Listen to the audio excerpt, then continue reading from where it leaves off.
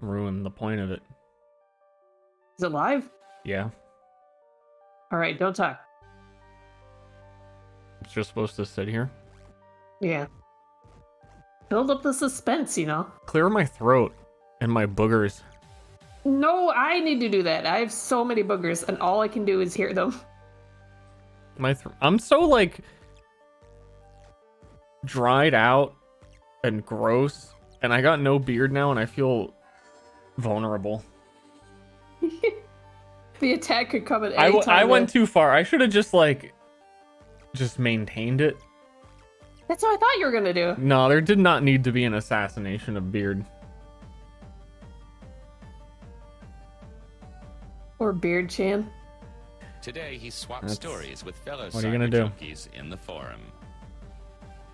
I'm going to enjoy my new access to your face. Why would you want that? I don't know. The answer was equally as stupid as the question.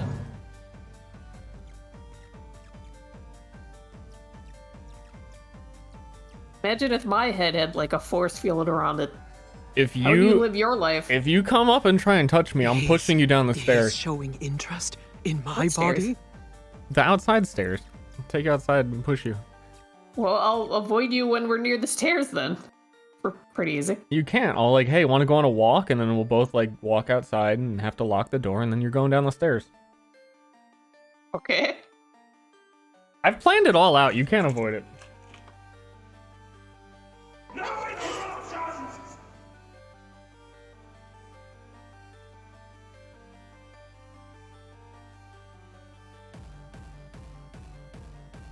Yeah, well, I know where your secret knife is.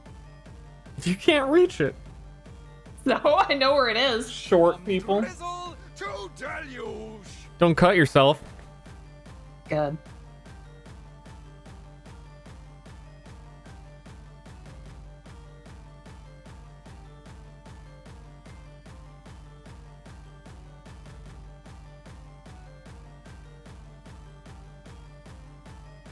You know, I never did get the rest of the explanation of why you keep a secret knife. Oh, I explained it. Because you use a knife like one time, and then it gets super dirty and you don't wash it. So like the dried pork juice like concrete solidifies on it, and then you just leave them all on the counter and create a pile of knives. Whereas I, the Chad knife user, I cut strawberries every morning, and then I wash the knife off and dry it off and put it back so that you, like, if I don't hide the knife, it will not be usable anymore, and I won't have a knife to use. I've used the same knife for like a month. See, when you told me this before, you're like, well, you know how you are with knives, and I like didn't. Now you know. And I didn't. It's like, oh, yeah, sure. You have like a scorched earth policy with knives. I like using dishwasher clean dishes, man. You just wash it when you just like rinse it off. It's Wipe it off. Dishwasher clean. It hasn't been like steamed. Hot water comes out of the faucet. It steams it. Oh, no. It's the same. No. You shall make a fine pet for Amy!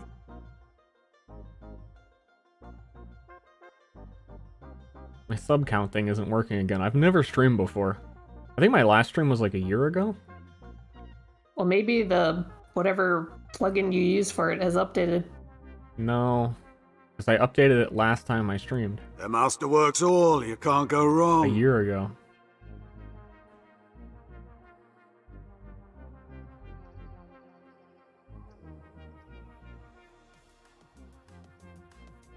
Oh well. But yeah, you're streaming. Hey, chat. Yeah, we're not just arguing.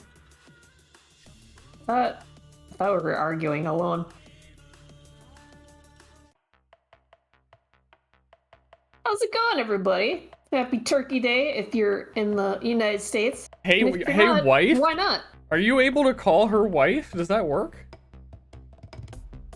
They've done that for many years. Okay, I mean that's weird. I'm used to it.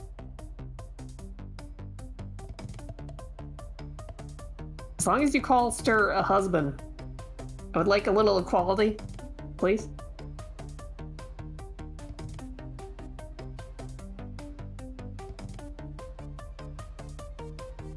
Ashley's husband? No, it's different.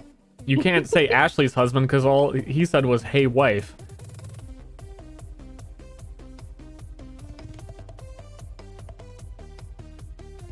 How's it going, husband? Hello, husband. Yep.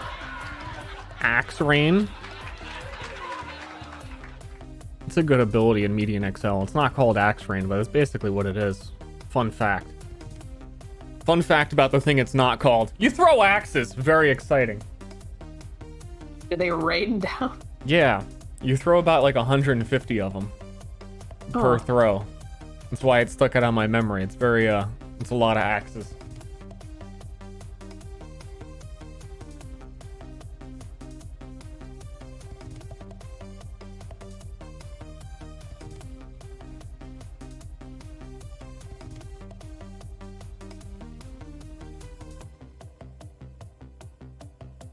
Husbando. Today, he swapped stories with fellow Husband? cyber junkies in the forum. Yo, shout out to the cyber junkies in the forums.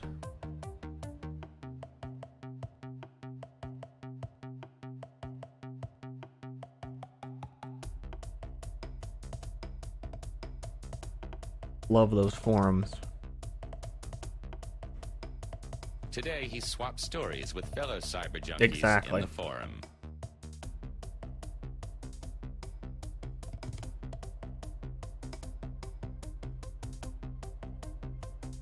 I should probably You got kids? do the streaming thing. You don't have to. I could just leave it on starting soon for another like a couple hours.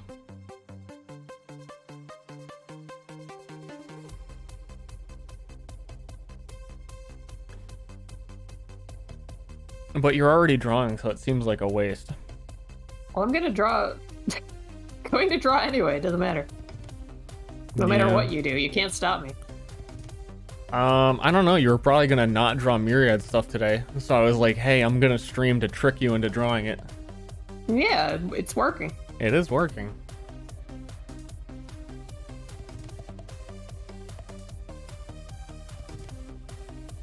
So really, this is all you have to do is sit on the starting screen, and I'll keep drawing, and then everybody wins.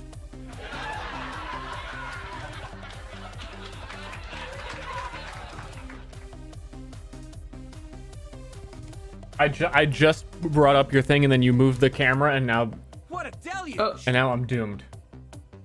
where is it? But you're.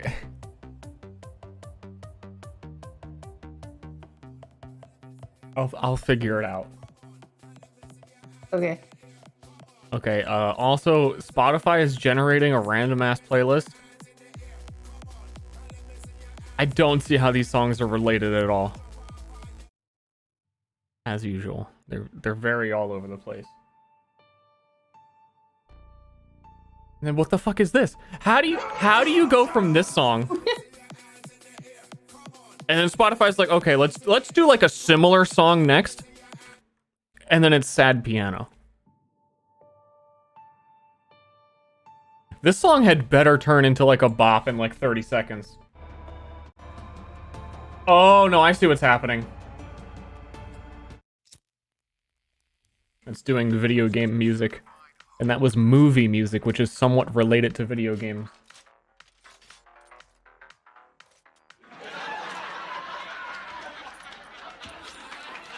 I think. Dude, when people ask you what kind of music you like, do you think it's socially acceptable yet to say video game music? I can't even say it seriously, even though it's true.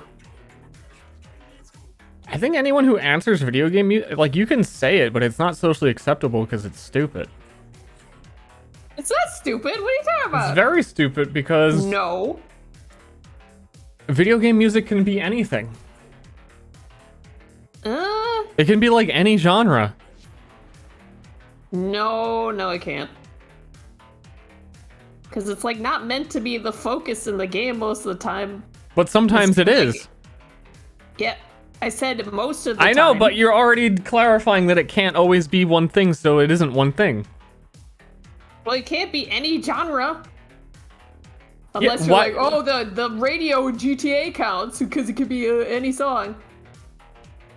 Why What are you talking about? why are you gatekeeping music?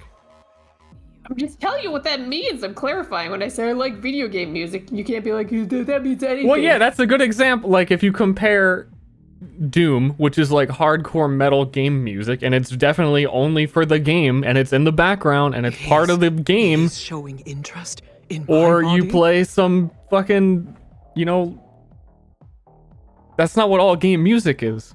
And you I don't play even some need a what? second example. Can you think of one? Another game. There's Doom. What else is there? People just naming games. Parappa the Rappa. That's a good example because that game has some weird music. Katamari game music. It is game music because you think of it associated with the game, but it's very weird music that no other game has. Cat loves naming games. doesn't- I'm just doing it for them. Actually, I have to agree.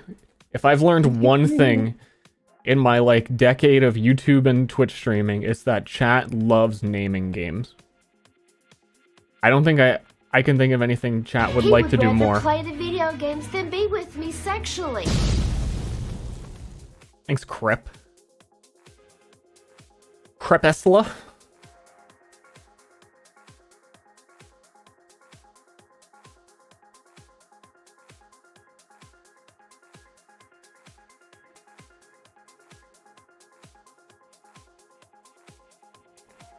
Okay, back on track.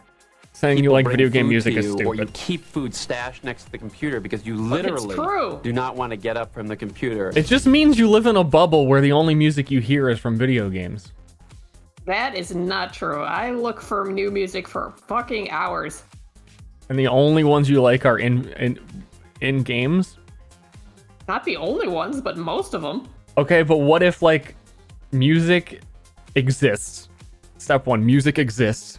And then step 2, someone makes a Yeah. game and then takes that music and puts You it in it. shall make a fine pet for Even though it was already music.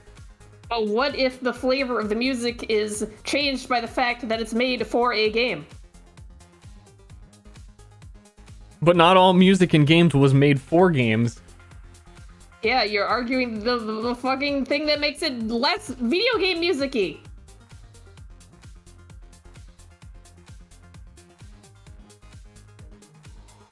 Yeah, Guitar Hero? Are we talking about Guitar Hero music?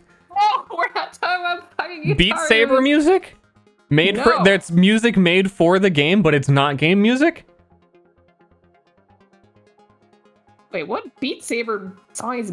Oh, I've told you about the stupid Beat Saber up, down, left, right, blue, green. We're playing Beat You Saber. shall Boom, boom, make a boom. fine pet for Amy. There's a whole thing.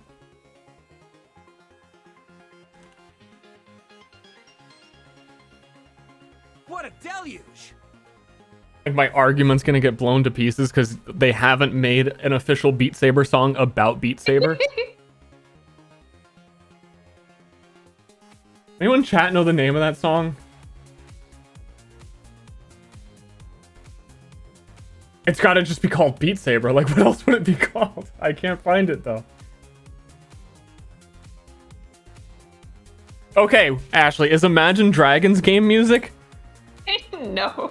I mean, it's in a lot of League of Legends stuff. Is it in the Masterworks actual League of all, Legends can't go game? wrong. I don't know. Imagine Dragons are pretty much They- gorillas. They're like virtual people now. Do they play that in the background when you're, like, fucking clearing a lane? Well, I was reminded because Imagine Dragons is also in Beat Saber. So it is like, it's multi-game music.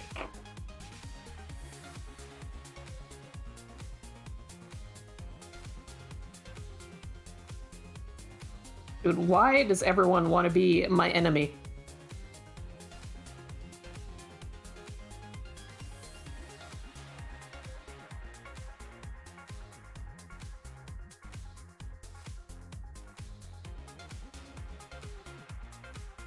Yeah, the enemy music video is pretty good. They actually made like a real one. They didn't just use footage from the show.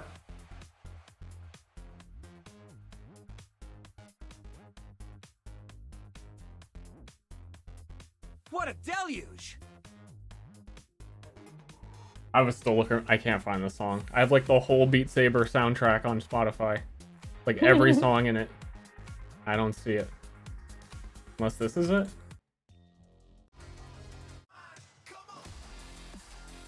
Alright, what about the reverse? Like, is there any chance in hell that they would play like an Undertale song on the radio?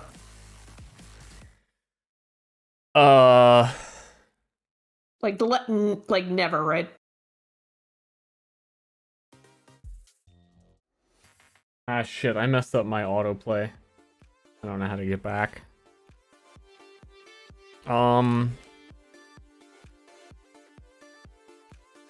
I guess they wouldn't, actually. Well, think about that then. They would definitely play an Undertale remix by Skrillex on the radio. I don't know about that.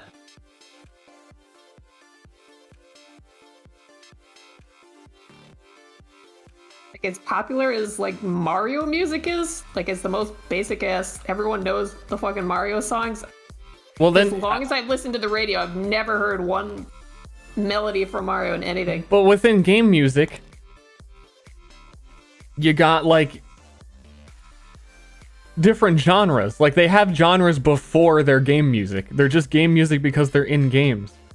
I'm talking to someone that isn't a fucking gamer. Are they going to know, like, the distinctions between I like Doom and Katamari? 8-bit orchestral pieces. Yeah. It's kind of my thing.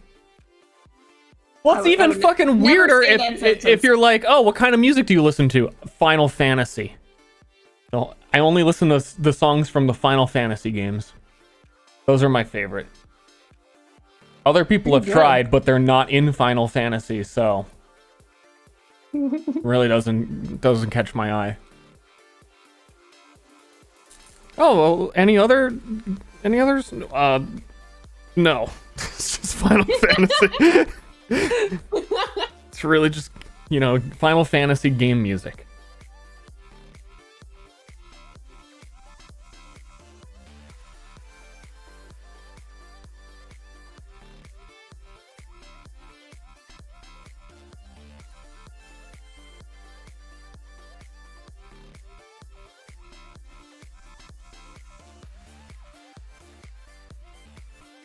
The genre for the music in Tekken?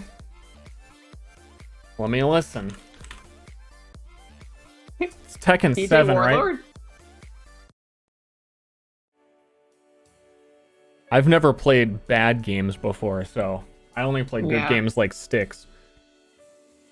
Yeah, we wouldn't know. We're not cultured on the bad games. Oh, this is video game music.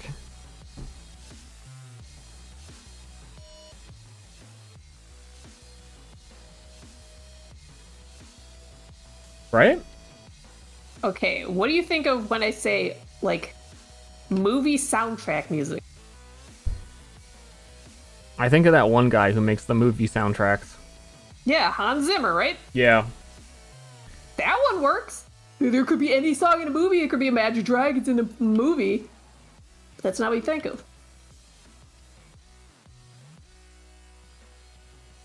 Yeah, but when I think of game music, I'm properly educated, and I think of a lot of different things. Well, that's not the norm. Are you talking to normal people right now? Yes.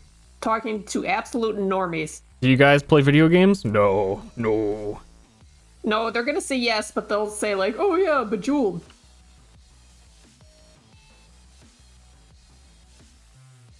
This is like industrial electronic music. That's what I would say. That's what I'm saying. Industrial hardstyle. Definitely. I love the Tetris song. Yeah. It's a pretty good song, actually.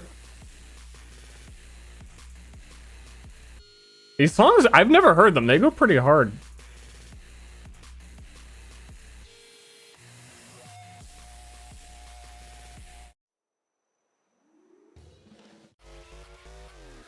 Can't hear them. Would I like them though? You know my taste. You might. Ooh. I don't know. You don't like things with a lot of like bass and grit, because they do have like an industrial tinge. Grit. Yeah. Mild grunge. Are the ones I was hearing. I think you would like some of these. Some of them are a bit cleaner. Some of It's them I definitely like. it's definitely video game music. If you ask me. Oh.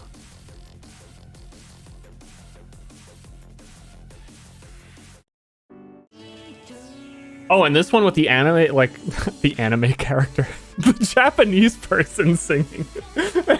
Fucking. Even what the fuck? I just what it has like modern culture done to me. They're all anime characters. They're apparently anime characters are based on real people. We need to leave this apartment like right now. I forgot. We've been cooped up in here with anime for too long.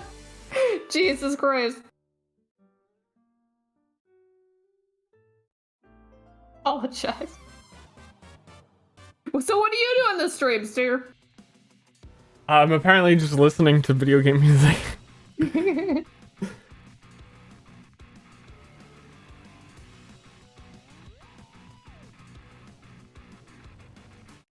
You got kids? Okay, hold on, we're going back. This music's too intense for this stream. I need the perfect music.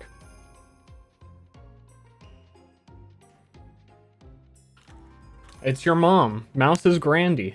The real Mouse is Grandy. Hey, Mom. Hi, Ashley and Steve. Happy Thanksgiving. Mom, you have to call him Ster while It's while you're in here. Thanksgiving! What are you doing on the computer? Hey, don't you have like a family? Why are you tweeting?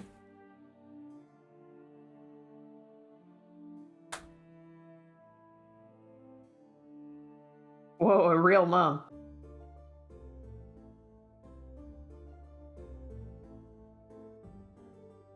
And I put on a Trine soundtrack because that last song reminded me of it for some reason. I have never really actually listened to it. I want to see if there's any solid bangers from the Trine 4. The Nightmare Prince soundtrack.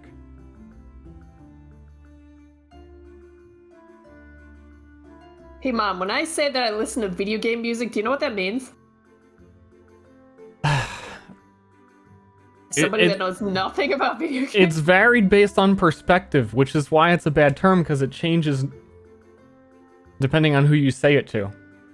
It's like everything. Depending on what kind of games that person plays, they'll interpret what you're saying in a different way. And if they don't play games, then it is Super Mario. And then you're just weird, because who's listening to the Super Mario soundtrack like banging their head? Oh, she's playing a game right now. She's playing Catan at the cabin. Cool. Also, she says no. So, counterpoint it. No! Mom, you're supposed to agree with me. I'm your daughter. What the?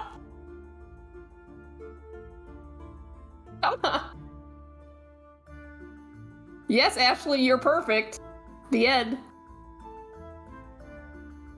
The Monopoly OST?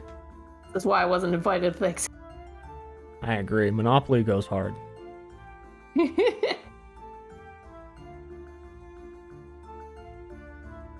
I expected that character to be Guy, and then he never spoke again.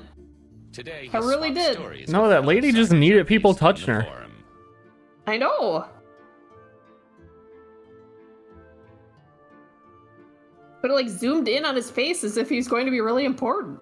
Or as if we were like supposed to know who he was. He had a weird Like- duck face too. This is also a weird stream of consciousness and no one's following the conversation anymore. I'm sorry. I posted a tweet a little bit ago about a character from Arcane, the show, about League of Legends, a video game. Yeah, A video game show with video game music in it. like Imagine Dragons Like Imagine Dragons. and Pusha T. And there's a character in it that has a very superficial feeling of guy. This too banter. actually abandoned. There's way too much explanation. All right. Listen, I thought nobody would get my tweet, but it got like so many retweets. You don't even know. Arcane the show. Yes, thank you, Thunderluck. Thank you. The show with the game music.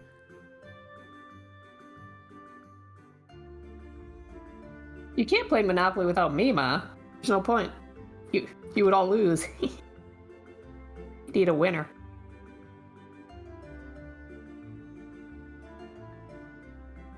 Everyone? Dude, I was really enjoying Arcane.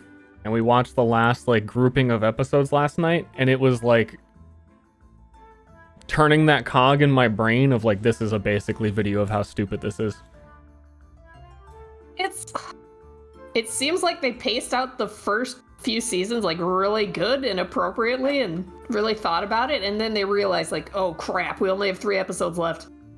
Go, go, go, go, go, go, go.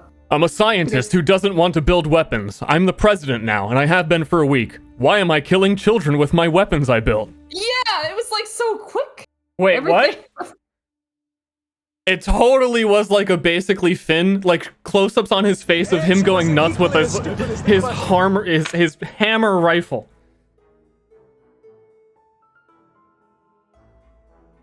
And what I've been saying is the more the show becomes League of Legends, the worse it's gonna get, and I started feeling a lot of that towards the end. Because they did the origin story for the anime characters, and now that they're super anime, well, I all is lost. I like appreciated when the guy was like, I don't want to do violence against everyone. I was like, wow, this is a video game show, and there's this character that doesn't want to do violence, and then all of a sudden there's the montage of him shooting people with his super hammer that he just invented an hour ago. Ashley, in the game he has a hammer. But they could have made him like hammers in the beginning, but he never had to have a phase of, "Oh, I'll never make a weapon ever." And all of a sudden he's a super ninja killing trained, drugged up gang members with no effort. It's like, what? Can you do the Trump impression? Oh god. Well, because he's like the counselor member, and he's pretty much like the #1 guy. So I kept calling him the president, and it just, as he was out there inventing this big hammer, I just kept thinking of Trump for some reason. He's like, biggest hammer you've ever seen, huge. Invented it when I was 9 years old. Yeah, I was way more into it last night.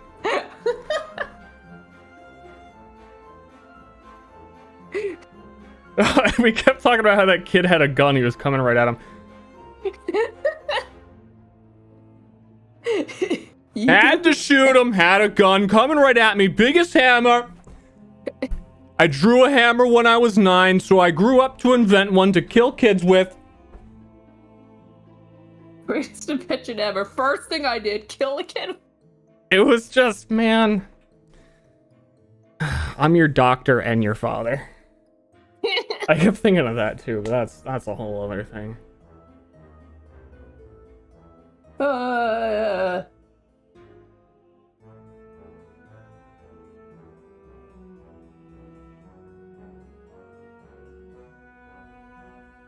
First time chat from viewer. Do you play TF2 ever? No.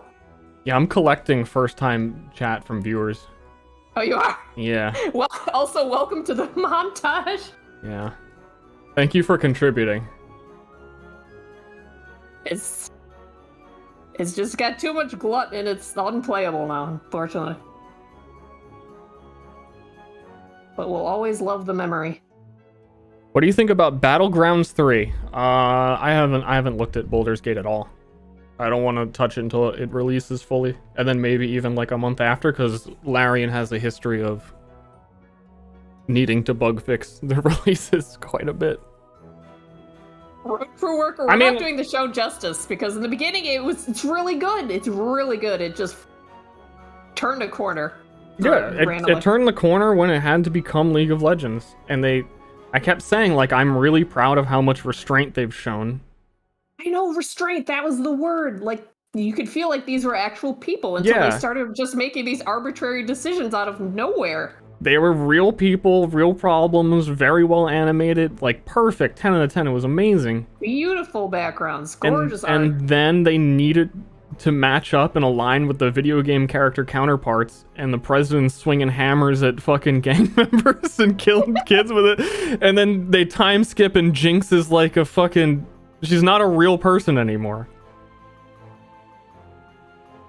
Okay, so V goes to the president. She's like, why don't you clean out this guy's drug dens?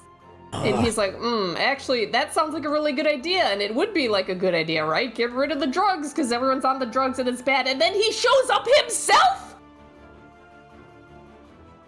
Why is he there? He's the president. I think the weirdest thing is, I thought you were going to say that, is V was like, I guess no one wants me here. And it's all raining, and she throws her hood up like she's going back to the Undercity. And then the next scene, she appears in the president's blacksmith forge and is talking to him. It's like, wait, I thought you were going home. How did you even find him?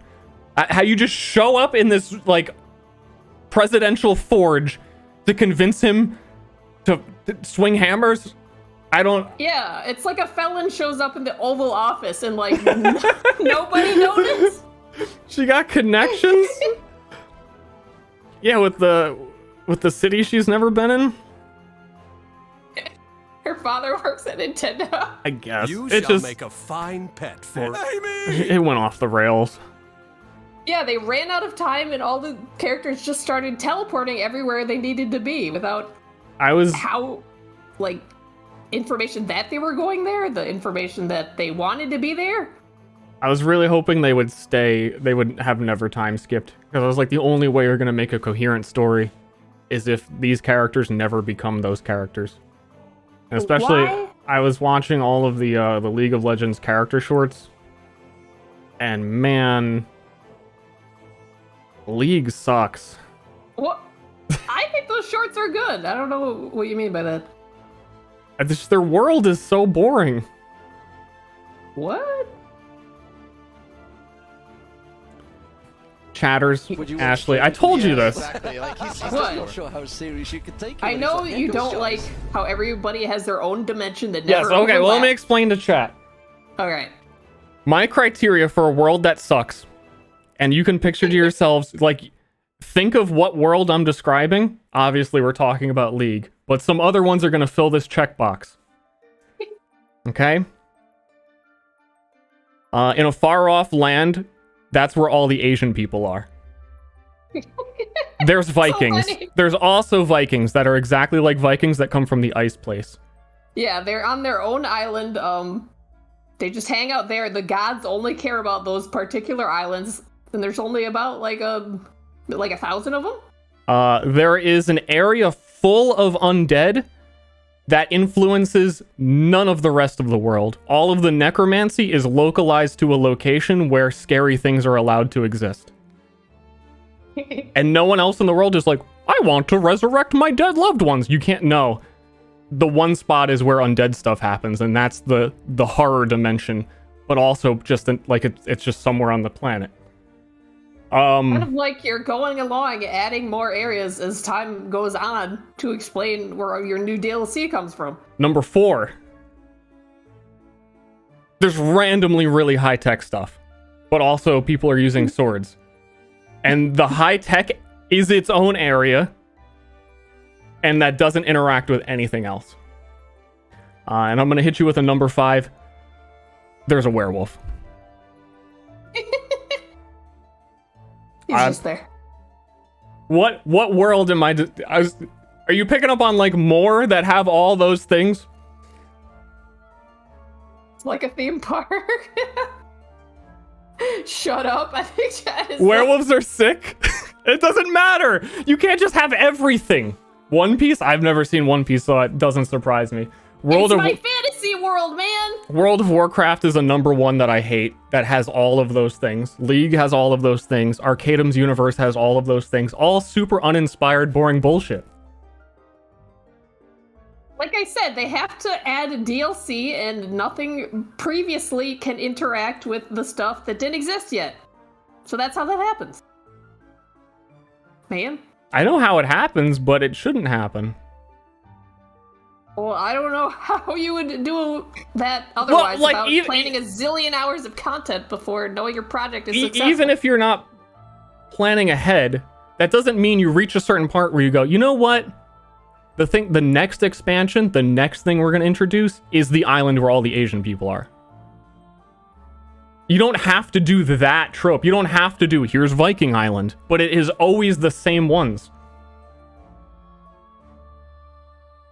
I don't know how you would sell it, like, if it wasn't really themed around something, like, oh, there's just more to the game now.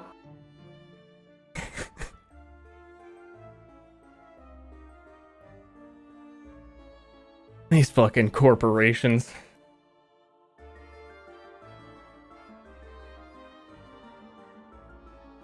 I did finally like that there was a mention of one other place, finally in the, like, last 2 episodes of League of Legends, like, in the entire world. Somebody capered another city. Just to say that, oh, this place sucks. There's only one war place. Way better. Yeah, they introduced the war place. I was wondering a lot about that. I've got 2 questions about Arcane, if we have any League of Legends lore enthusiasts.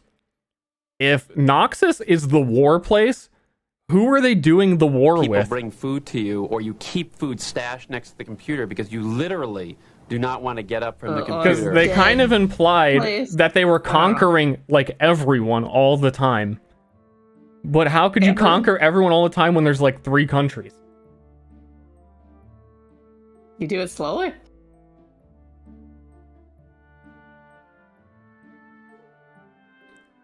My number 1 question about the entire show Arcane, it's called Arcane. The entire premise is the Hextech technology. That's like the main thing that ties everything together. And the other underworld variant. It's not a variant. They never explain how it works. They never explain any of this shit. What is Hextech? Why can hoverboards exist if Hextech was important? Well, they said it was like from magic, but magic was forbidden, right? But then how do the hoverboards work?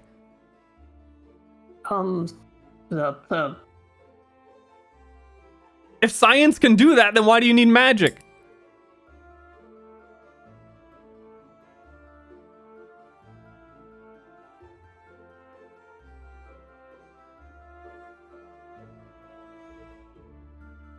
Oh, like, it made me feel a little better that Heimerdinger looked at his hoverboard and was like, what the hell is this?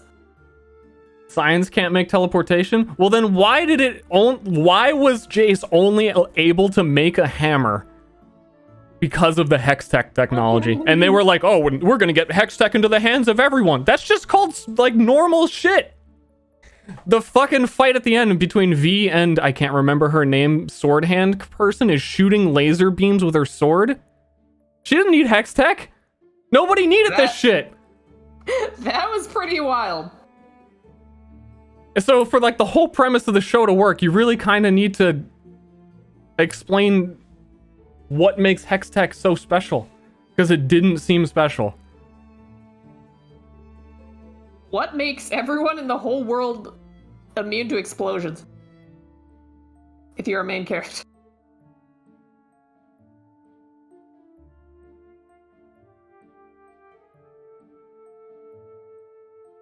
That too. I think wearing full armor actually, like, makes you vulnerable to explosions. That would make more sense.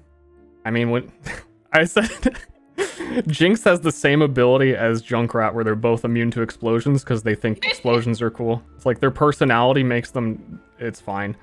She blew up the biggest bomb next to her own face, and it's just like, nah, I'm a little dirty. I sure fell over.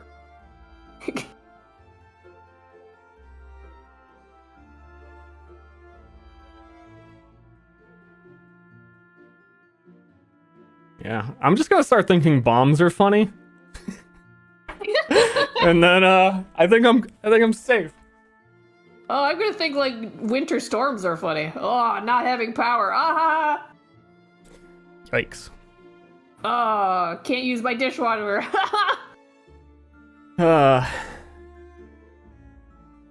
Hilarious. What about guns? Guns are funny. chemtech that is more harmful. Yeah, but do you understand that I'm saying the show should have told me this and not my guy in my chat? And it doesn't really still fully explain it. You can't just put a different word before the word tech and it mean anything different. A hoverboard is magic to me. A Hextech gate is magic to me. What's the difference? Why did his hammer have to be Hextech when other people have similar powered weapons with word tech?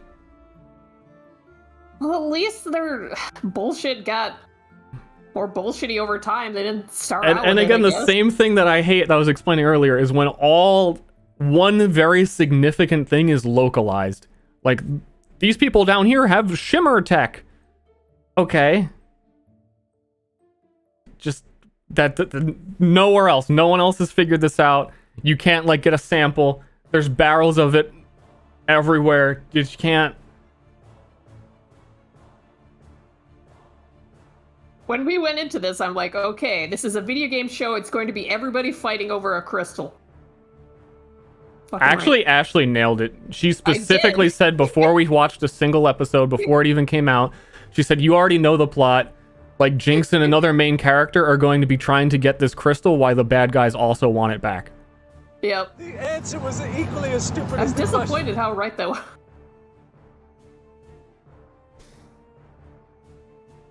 I mean, she's a veteran because that's the plot of every Final Fantasy I've heard. I haven't played them. Oh, man, I was about to defend Final Fantasy. But yeah, really, good guys get crystal, bad guys get jealous. Hilarity ensues.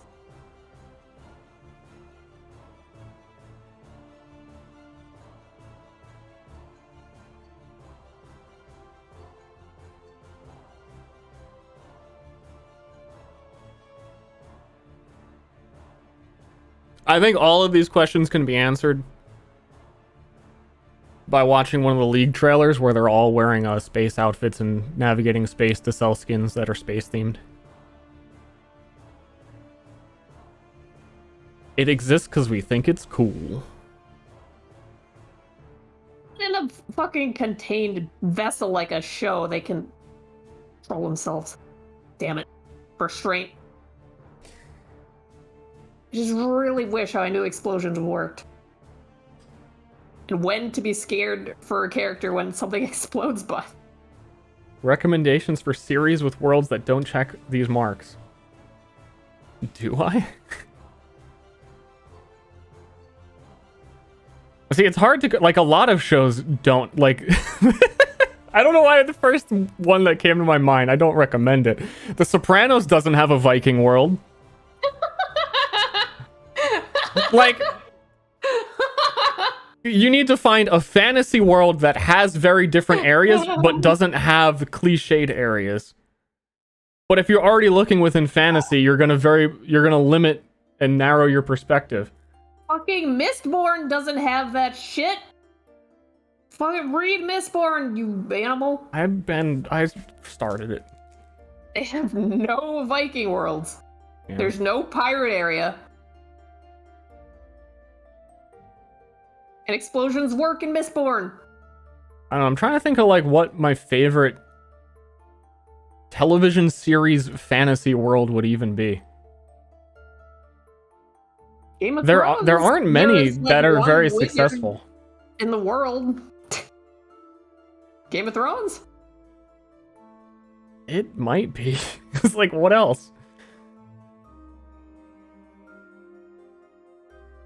Though I think Game of Thrones checks all the boxes. Think so? It's a lot more subtle.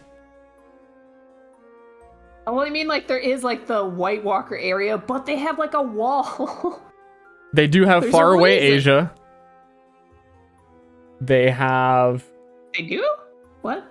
Yeah, the spin-off with Arya was supposed to be her going to that new area that I think was Asia World. Just like... well, fuck, like Westworld? Yeah, just like Westworld, where they have their own Asia. You gotta have your own Asia. Classic example. They have the Cowboy Zone, they have... Yeah, Ancient Japanese zone. that's what everyone wants. They have the sci-fi future zone. Ah.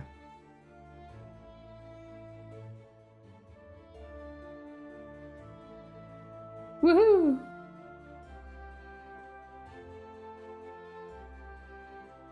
There'll always be a faraway land where they dress and do differently. Yeah, but is the faraway land specifically... It's always meant- samurais that care about honor. It always is. Yeah, does that faraway land have samurais? Yes or no?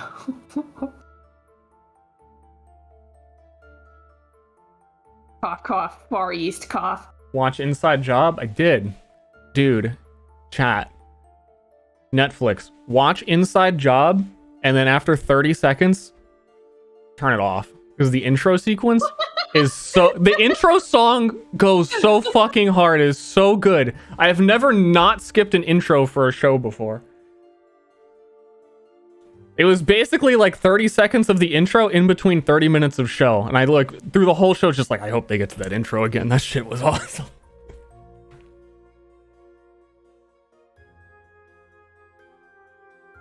Faraway lands with hillbillies? Hell yeah. I'm still trying to think. What? Faraway hillbilly. The mystical land of hillbilly. Yeah, and then watch The Patriot.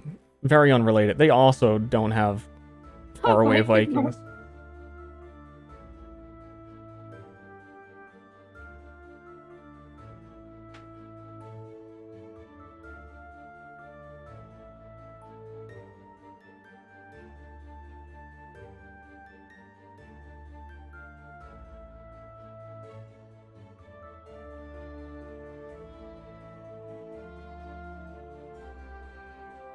Today, he swapped stories with fellow cyber junkies in the forum.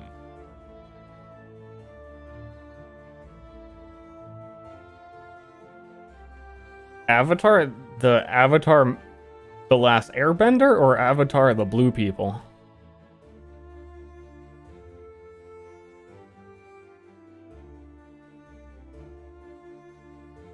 Hey, Mr. Bite. Welcome back.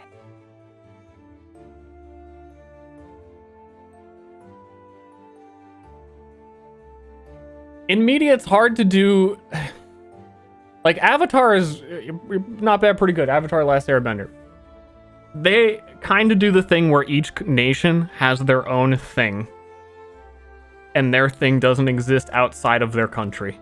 There is no mixing of people. The Fire Nation is called the Fire Nation because that's where the fire people are. There's no, like, a collaboration of culture. Everything has to be divided so that a viewer can understand that it's all different.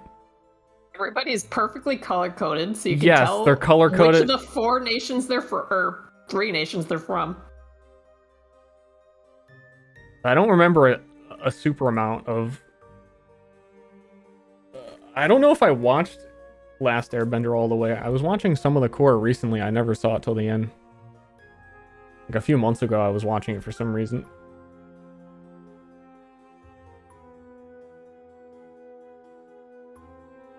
Well, the whole plot of Korra was everyone trying to come together in one city and get along, and it wasn't working.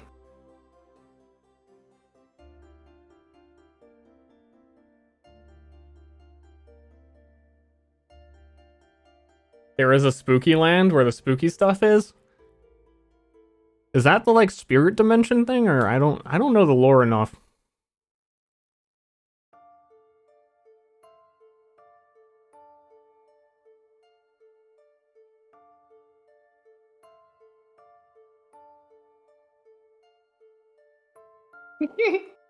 Yeah, Fire and Water could have collaborated and made the Steam Nation. True. I love that.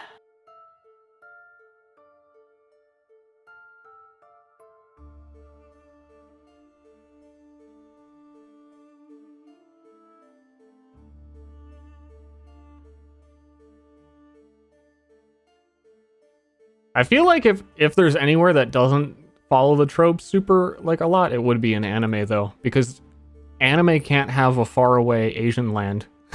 It would be very weird for them to make.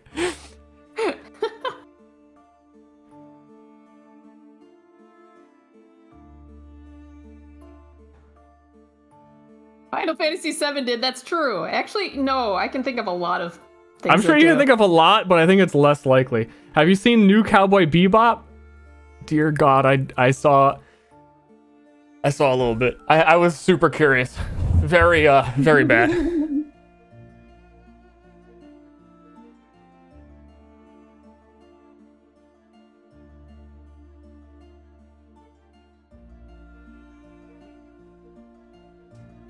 Final Fantasy 14 and Far Away Asian Land too. Oh, yeah. It's the area where you go there and they're all like in temples and stuff.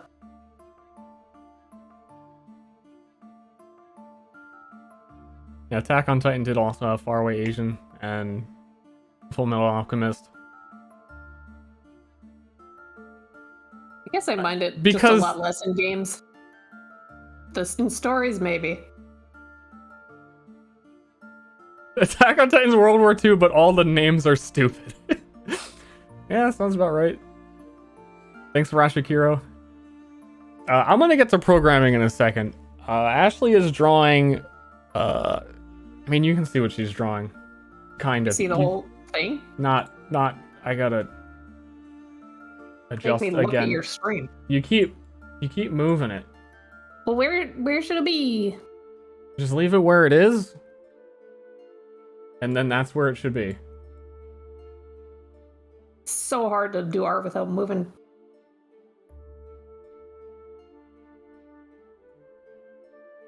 Big toothpick, yeah. I don't know how to explain either of them. On the right is not really the one she's working on, but that's a chronicler which the consulate uses to help remember things because you can't read books. And the left, I haven't named them yet. They're basically this like undead people that live in this one excluded area.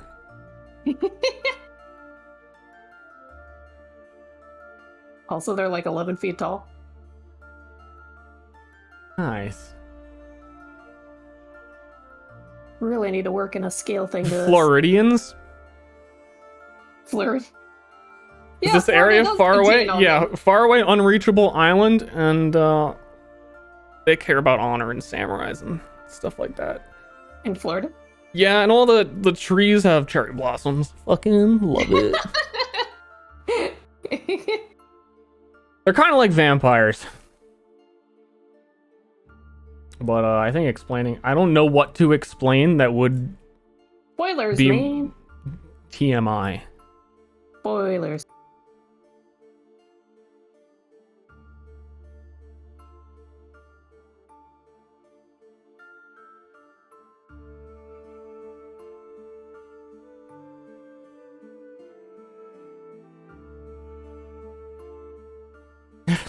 Vampire samurai far away secluded. I mean, that's not all really true. You know, I was JKing. Yeah, who are the desert people? I have a desert people, kind of, but I need to do a lot more work on that. But I haven't done much work on it because the likelihood of anyone going there is low. I want to have at least enough that I know how they've influenced other things. Which is kind of what I'm saying, is that these things should reflect each other. First thing my character's gonna do is gonna leave wherever they are and go to the desert. My desert people be the same as any other desert people ever? Desert power. Yeah, sure.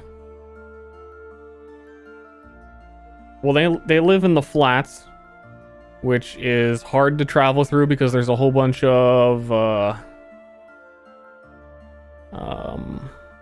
what do you call them? Like psychic sandstorms. There isn't too much transfer of people traveling between normal society and faraway secluded desert area. Dirt. Yeah, dirt. There's lots of dirt.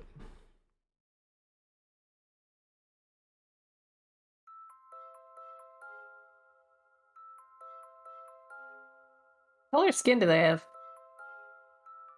The tallies. How much what? What color skin do they have? White. Okay. Like very pale white.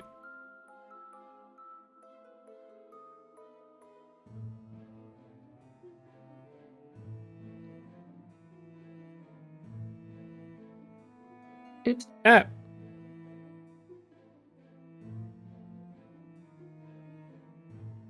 Literally guy. Yep.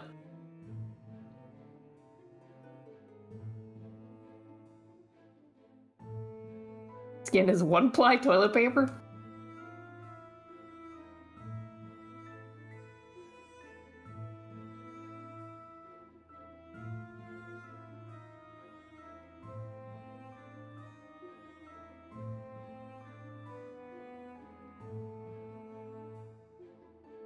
They need to worship a god who resembles a sun somehow.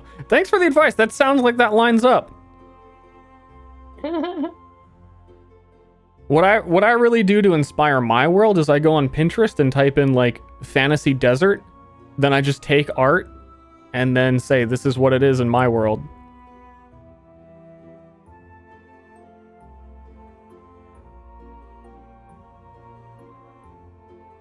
So what you actually do is tell me to redraw something about 100 billion times. Do it. Do it.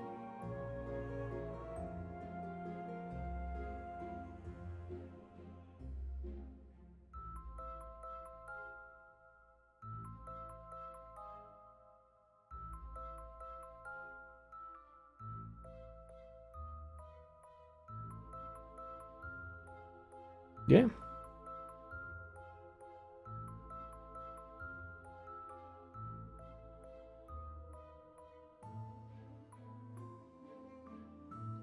So what you gonna program, mama? It's gonna be about that time. Though it's kind of boring and I'm gonna lose focus from chat and I've been enjoying talking, but I gotta You can do whatever you want. I'm curious. I'm going through updating the character creation. I'm simplifying it to hold up.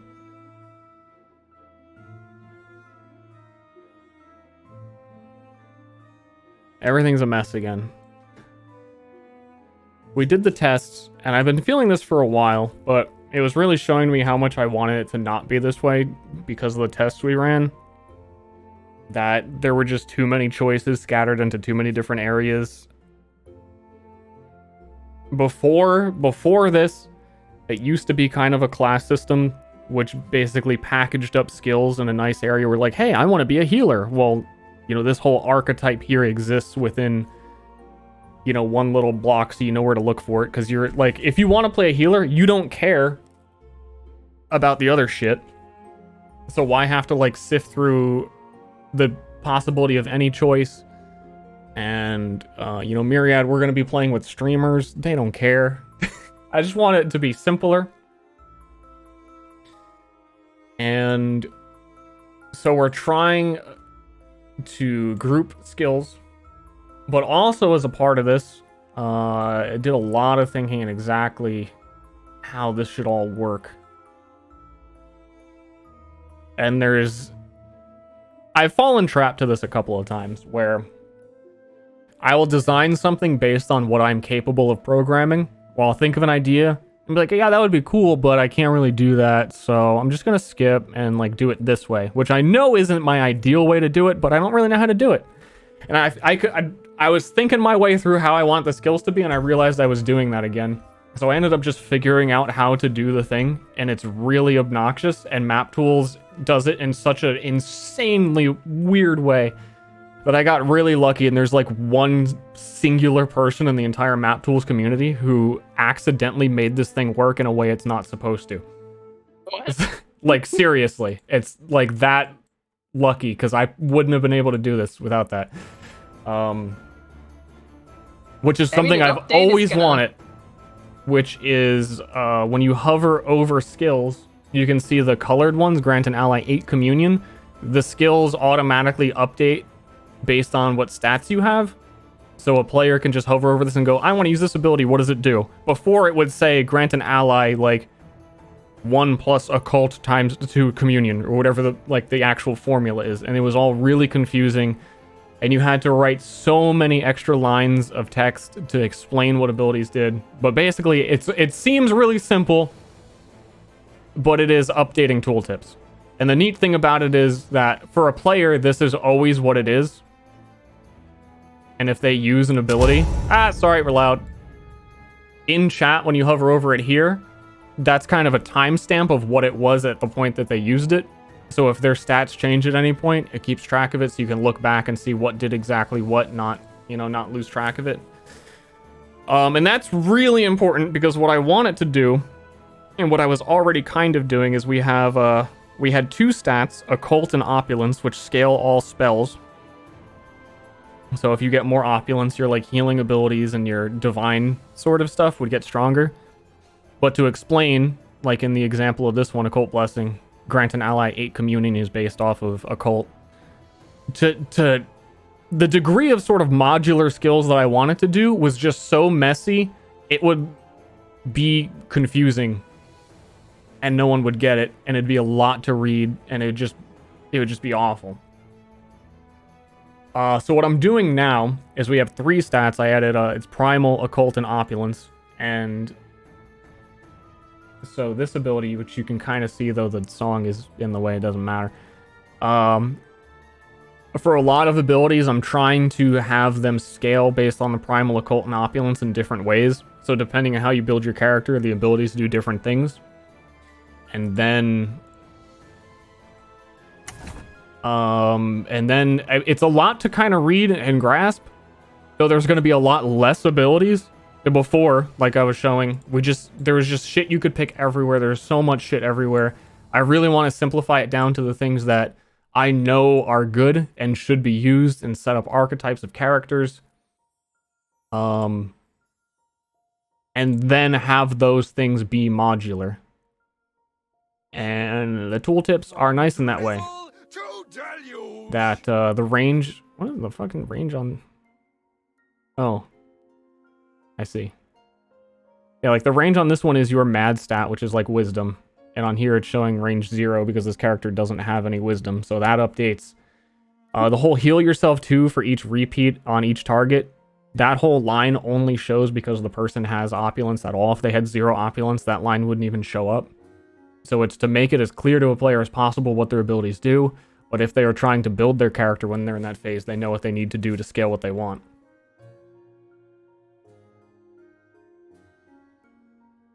I wish that when a player was hovering over this, they could do like a classic video game thing, like hold Alt and then it changes to show the formula. That is never going to happen in map tools. So the only way you can see the formula is when you pick the skill.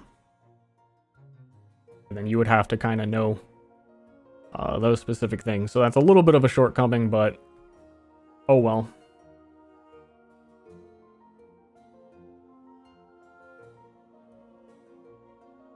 Can you show us the formula you use for scaling? Do opulence and occult make each other weaker? Not really. It depends. It's specialized per character, per ability. There's one ability... I forget which one it was that I made. Sanity Crush. If you have 3 opulence or more, then you can't use the ability anymore. That's like the only one right now that has that, though really, like, only these are actually done in the new tooltip system. So yeah, it's a huge pain in the ass to write the tooltips. So they're taking a while, because they are inside quotes. They need to break out of mini quotes to text format, and it's easy to mess up, so I have to keep testing it and making sure each one is done right, then works right, and does the scaling correctly. Yeah, you can go back and look and see what the scaling was, and yeah. Yeah.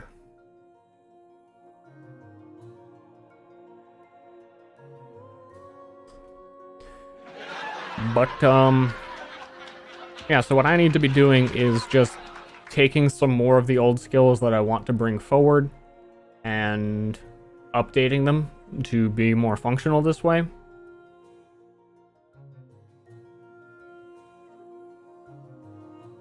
And designing how the skills are picked in the first place took a while to finally settle on what I wanted, until I finally realized that every class is basically going to scale differently. which is obviously a lot to explain, but I want to have these signature abilities at the top where you can only choose one to sort of define with your class how it works, and then giving you the passive ability or whatever it is will help guide you in the direction that everything else makes sense. So the big one for occultists are that for every active ability they select while leveling, they gain +1 to occult, which is the occult that scales their abilities to be stronger.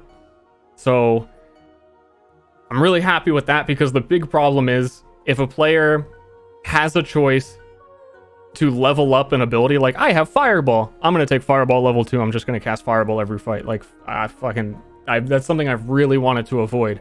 So basically what this is doing is you're increasing the strength of your spells by getting more spells, because it's more fun and more interesting to have more options. But if a player were left up to their own devices, they would choose the option that's the strongest and then buff it as much as possible. So this is basically, the occultist is kind of like the weird niche caster where you want a lot of utility for your party and your casting abilities, but you don't want it to feel like you choosing a weird niche utility ability was all you got when you leveled. So choosing an ability also strengthens all of your abilities. So now we just got to update all the abilities. Very pain in butt.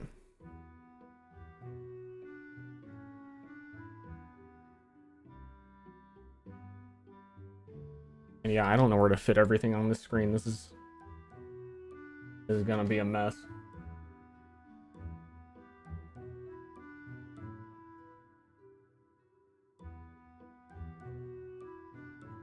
It's a quote about players removing the fun from a game. I don't know, you tell me. You shall make a fine pet for That's something Ster said.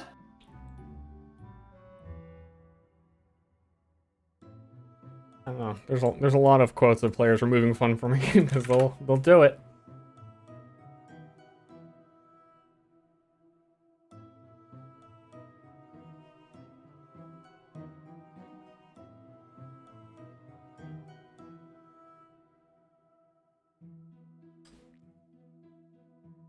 Peanut Chan and wow, Lucas.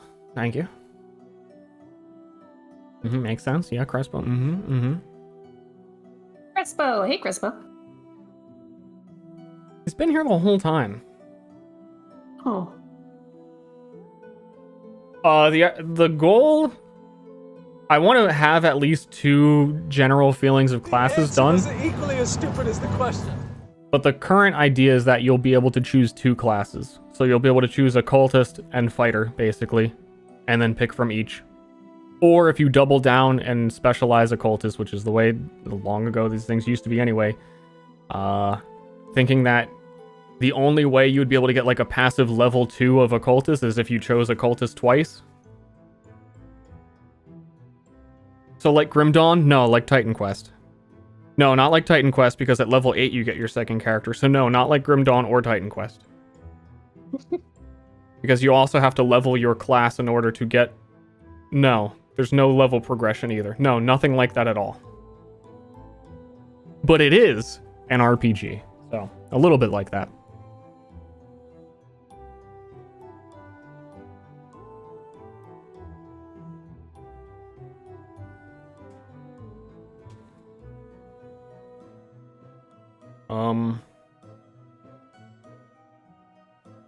Yeah. I'm also balancing some of the stuff, because some of the shit was really weird, like Sanity Crush was... Yeah. The game like another game? I agree, Jen. No one's going to choose a feat that'll teach them 5 languages when they can just give it a +1 to everything they care about. Yeah. It's exactly what the problem that he's been tackling.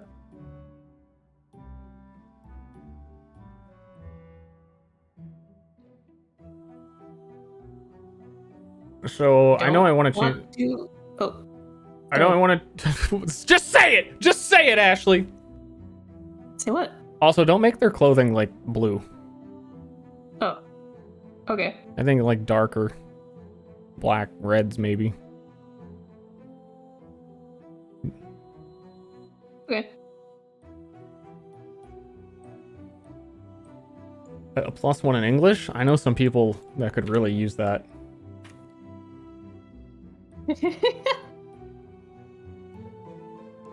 So this ability, I was trying to say as my wife keeps talking over me, reduces the target's defense by 1, which is, you need less accuracy to hit them. It's ridiculously strong, honestly.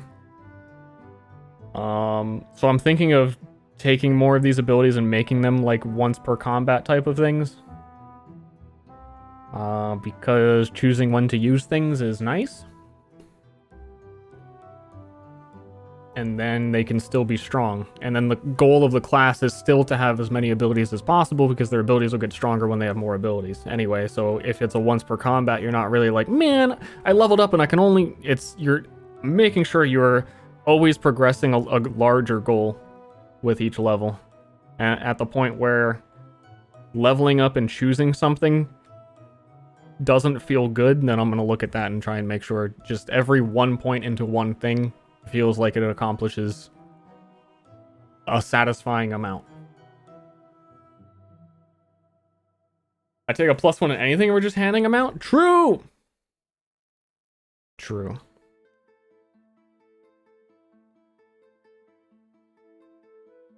So I can't really scale this unless we do like at 5 occult, you gain 2 uses per day instead of 1 use per day. Dude, I remember finding an item in D&D that gave me +1 to like all of my stats, and I was like the happiest I'd ever been in my whole life. Your whole life? Yeah, even though like nothing happened. Her whole life.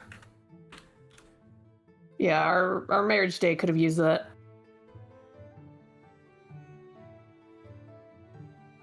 I gotta make sure things stay on screen.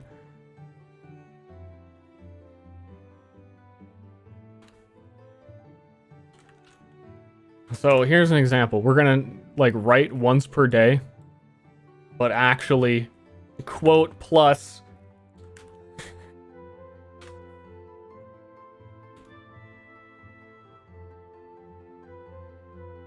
I know I have to do if.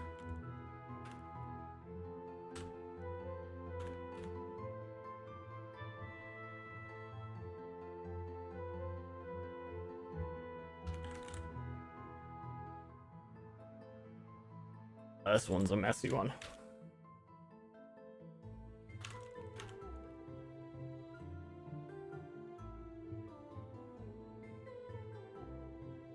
We're a growing boy. Oh, you can't even see. Growing boy. As if someone is intently watching programming. Yes, yes, yes. Wag says that I'm doing great. Keep up the good work. Thank you. I even got the spinny nugget. You jealous? You're so jealous. Congrats on the spinny nugget. And you have to do unquote quote here at the comma. And then after that quote, to do the once, you have to parentheses plus quote, I think.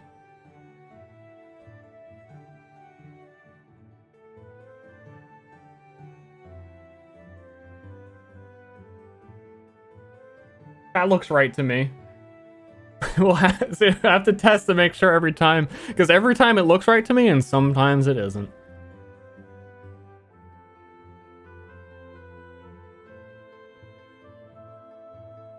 Thanks for the nuggets, chat. I'm taking them all.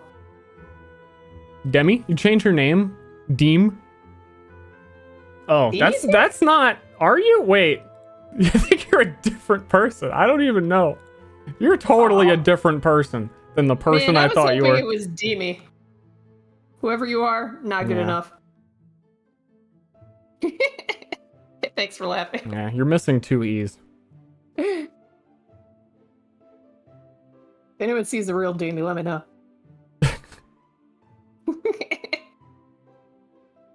I did change. Oh. Shit. From what? Who are you? So let me make sure that syntax works.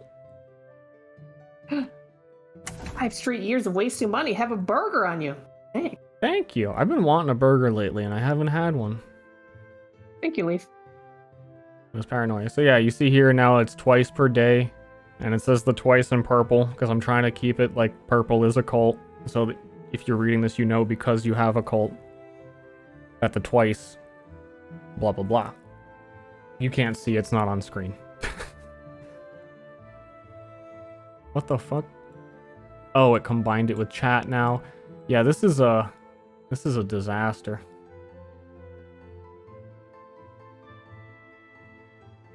Which one? Paranoia. Twice per day. Purple. Oh, so your name used to be really hard to pronounce and you just made it easier. Thank you. Good direction.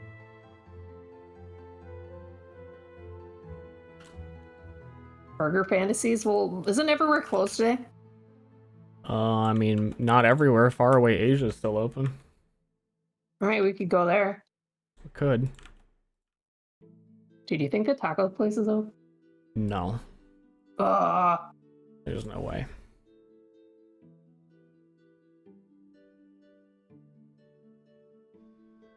Yeah, I'm not even gonna try and pronounce that.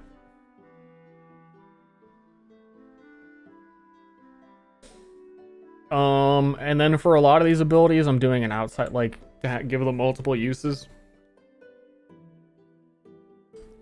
I guess if this is limited per day, I was worried that this one might be a bit strong. If used out of combat, a target will become deeply paranoid. They will suspect the worst outcomes to be true. And I started adding a qualifier to these that I created I changed how skill checks appear in chat, not really how they're rolled.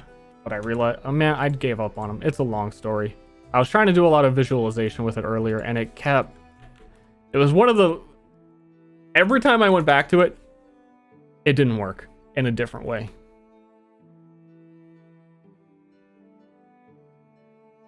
But,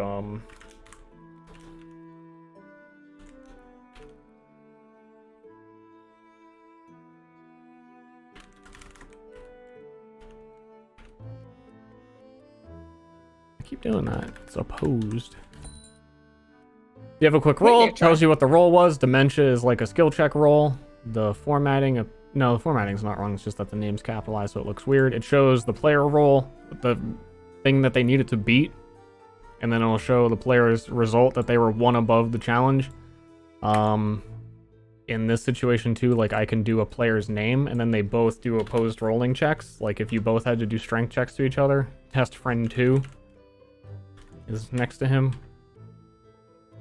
Player 1 rolls 8, and it has the where the roll came from inside embedded. Something is definitely, I'll figure that out. There's something that keeps like changing the level of insanity this one character has, and I don't know why.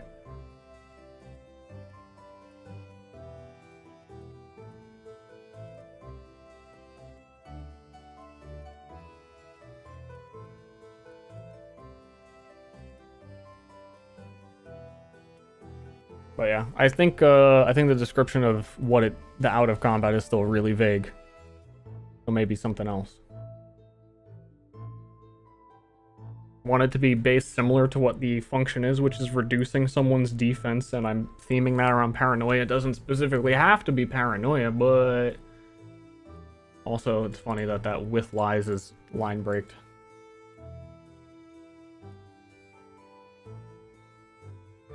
I don't know. Do you have a smell? Ashley does. What? Ashley definitely does. Hey, I took pills for that. Did it work? I think so.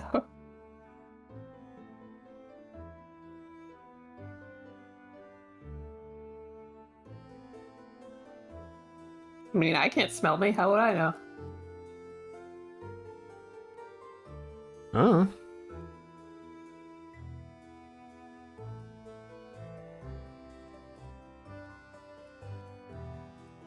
I wish the internet had a smell, and I wish it was a very good smell, and I wish I liked the smell. Did I code this correctly? Target aim has -1 defense till the next turn.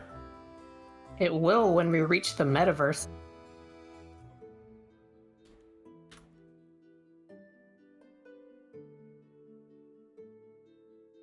Oh, chat, what's your favorite, like, social ability in an RPG or anything you could think of? Like how you have charm person? Advanced diplomacy. Enhance. God damn it. Old reference.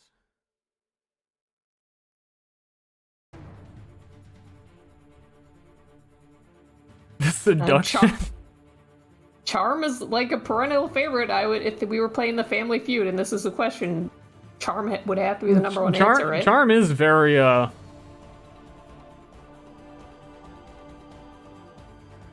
it's very broad. It covers a lot. Awkward silence? What? It's not an ability. It's a disability.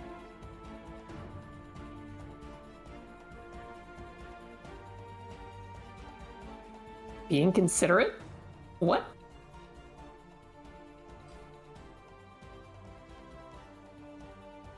Microaggression? I like that one. DM, I'm gonna use a microaggression. It's asking Twitch chatters about conversational skills. Not really social in the sense conversational, but really just out of combat things that you can do. But I guess these are more geared towards social because the class looks into more like mental manipulation and stuff. And that's really just epitomized by charm, and charm is getting someone to do you a favor. Gaslighting.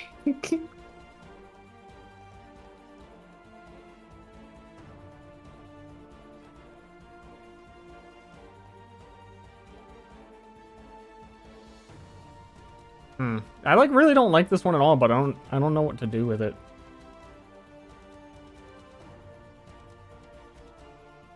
You could have it a meta thing where it gives you like a hint on what the NPC cares about in order to win them over. I was thinking of something like that for like a mind reading, because yeah, I forget what the ability, like what it's called in Pathfinder. They have like several thought steal abilities to like see what the person's thinking, but that's so vague that you use it and then your DM's like, they're thinking about like stupid shit people all think about, like the color of your shoes and like scatterbrained human shit. They're well, not. You're a good DM. You're not gonna say that. Well, I mean, who is actively thinking about the thing that would be like what the player wants to know? Well, if the player says something, then the response they're going to be thinking about it. It's very tricky. It requires the player to have some finesse. It does. I do want, like, I think a very simplified version of that for both the player and the DM, because the DM workload on thought steal shit is complicated. Is just like, whatchamacallit, basically being a lie detector, so you can ask them something and see if they are truthful or hiding something. It's that game where you have to draw things into existence to solve problems. Shit, what is the name of that? Chat, you love naming games. Name that game. The Pregnant Babies game? Yes! Scribblenauts, yeah. Scribblenauts! Yes, just have all the NPCs thinking the same thought. And then you realize at the very end, like, they're all clones. And that was the whole, like, twist the entire time.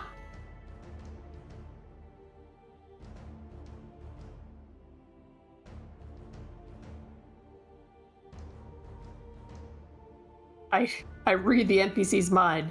The NPC is thinking, I'm hungry. this guy wants something from me. What's his deal? I'm just a blacksmith. I don't know. Trying to do my job here. Who are these fucking weirdos? You got a snake, a troll, a vampire, and twin souls? Like, what? I want to be telling the guys about this later. Yeah.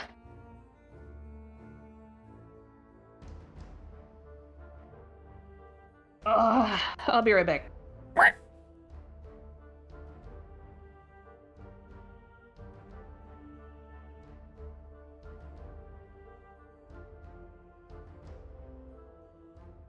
I don't know what shuriken are. Yeah. That's what I mean. I don't like how varied and useless one-to-one thought steal can be.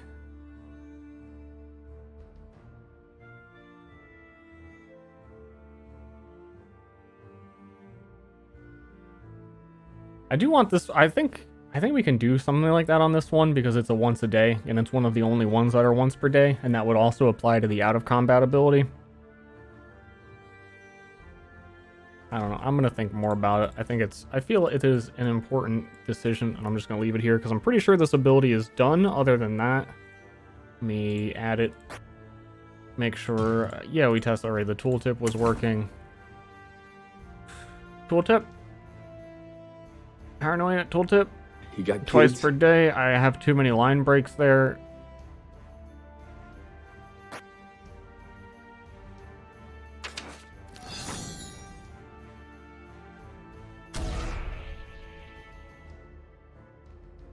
Okay.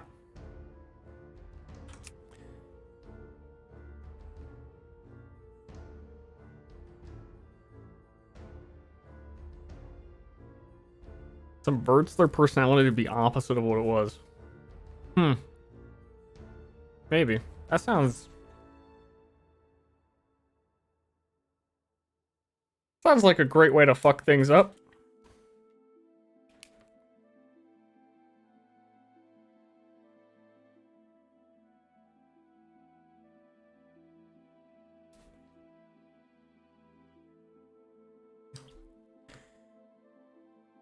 Blah, blah, blah.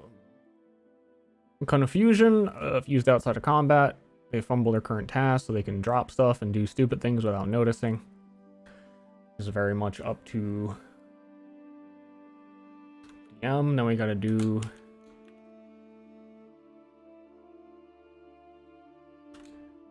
formatting. I love plus quote. My favorite thing in life is plus quote plus unquote plus. For some of these abilities, I was also making it show, it would only show the outside of combat if you were outside of combat. I'm not sure I'm going to go through that effort. Because you might be in combat. I don't know, like... It seems unnecessary to hide it. Have you ever gotten to a situation where a player wanted to read what it did in combat while they were outside of combat? They'd be like, what the fuck? I can't read it. It's invisible.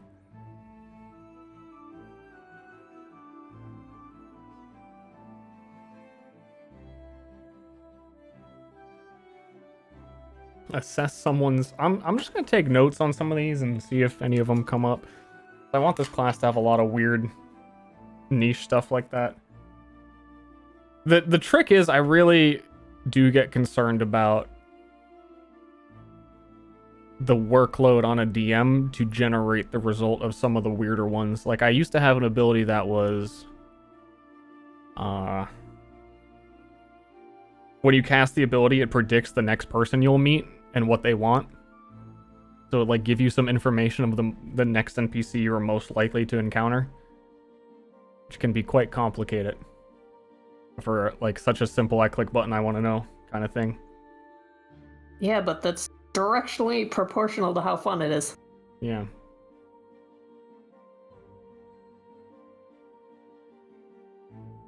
Because it's the whole, like, Gamba thing. Like, I like using an ability and not knowing exactly what it's going to do, which is why I wanted to touch all the objects, because I didn't know what they were going to do. Rather than I cast Lightning Bolt, it does this damage. Mm-hmm.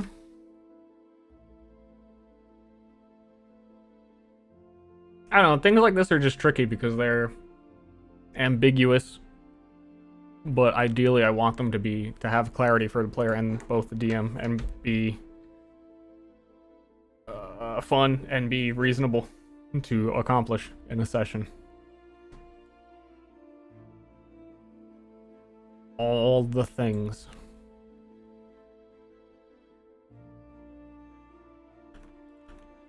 Oh, I'm sorry. The panties distracting.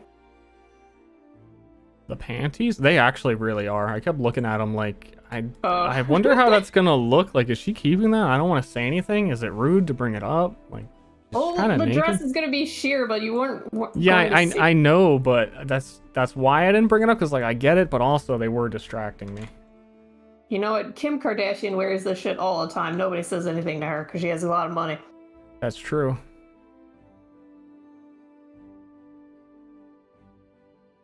That's true.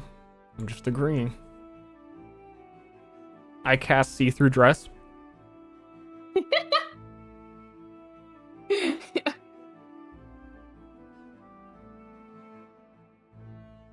Oh, that's what I was copying. Severing someone's mental link with the gods. I wish. I mean, That would have helped a lot in the last campaign.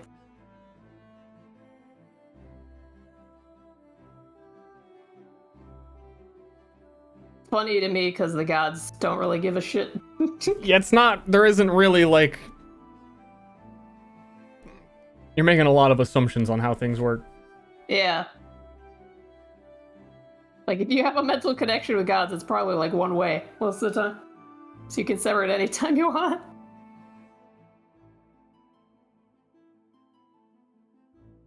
Oh, I had one ability that I really liked, which was to all kind of combine together to make the archetype of being the disguised person who likes to stealth in or go in and pretend to be different people. Because disguise is always a lot of really fun times in D&D. Yeah.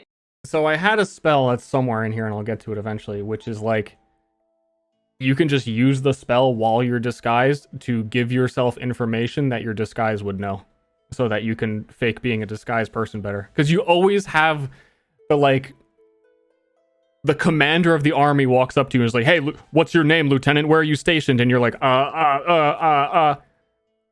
So you just like cast that spell and be like, oh, I'm supposed to be here, and like have like a legit backstory. It is neat. Good job, honey. Thanks. That's a surprisingly common D&D disguise problem. Because you can't really expect a player to do all of the disguise research in a session to be able to pull it off without some assistance.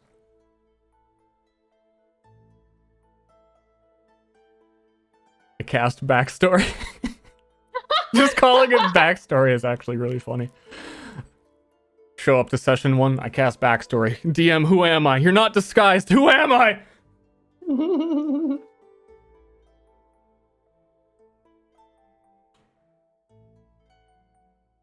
Moon's favorite spell.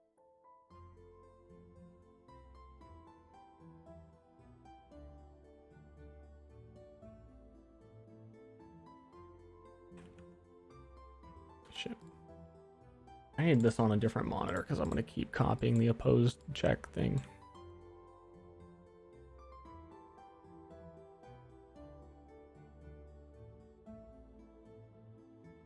Whoops. So, the only thing I know about the culprit is what the inside of their mouth. That's the perfect dialogue line. I'm your commanding officer. Where are you supposed to be stationed? Well, the only thing I know is the inside of my mouth. What?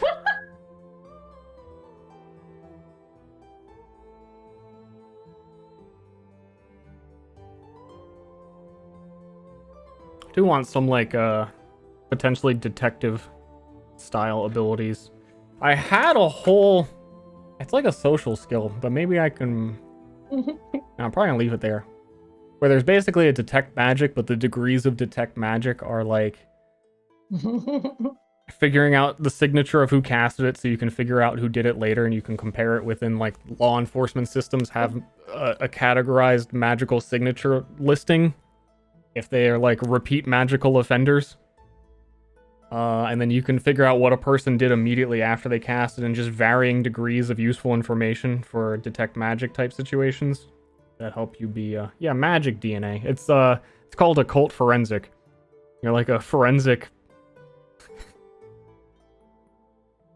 CSI Myriad. But yeah, I think I can introduce some of this tooltip stuff into that and make it a lot cleaner. Nice.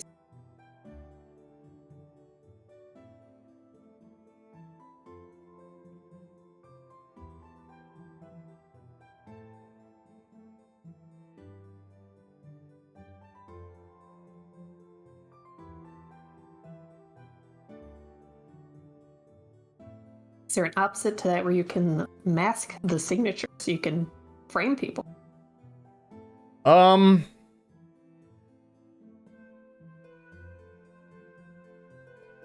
No. It's a pretty rare ability within people in the universe to be able to even do that at all. And there may be specific ways to do it, but not like a uniform, homogenized way to trick those sort of things. There's not like a the least used skill in all of tabletop. What is it called? The anti-divination one? Fixed boat? What? Fixed boat? No, fixed boat is used by everyone. Oh, okay. Yeah, the sensor is a little bit more distracting than the underwear. It's like now anything's under there, and I'm imagining anything. All right, Chad. What would Like you you're like trying me to put hide it. there? I am trying to hide, because people complain. Fixed boat on a spaceship? Why do you think there's spaceships?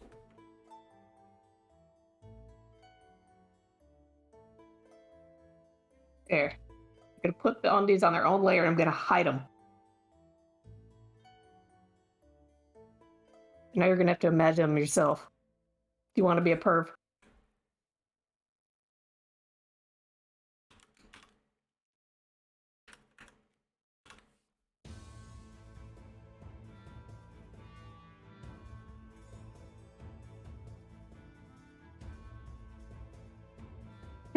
Now she's naked. TOS. Fuck. Fuck, dude.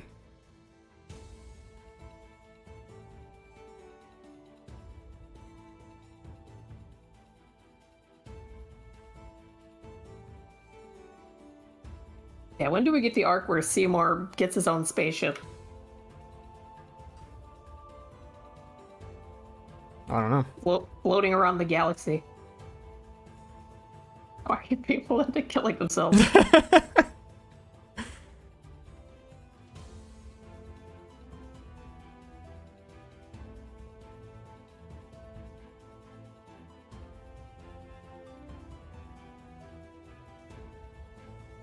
was so hoping the Space Whale Arc of Shattered Crowns was going to require purple gem enhanced fixed boat on a spaceship. Yep. We were all hoping. It would be the only time. The MacGuffin. You need a way to cast fixed boat. Shit! Yeah, it's too powerful for normal. People bring food to you, or you keep Normal food mortals. stashed next to the computer because you literally do not want to get up from the computer. Literally. He swapped stories Juice with fellow McJuice. Hey, cyber Ike. junkies in the forum. Yeah, Happy Turkey Day. Happy Turks. Thanks everyone for hanging out with me instead of your family. Yeah, we're way better. I'm not sure about how useful this ability is currently, forcing enemies to declare new actions. A lot of enemies don't have that many declarations anymore.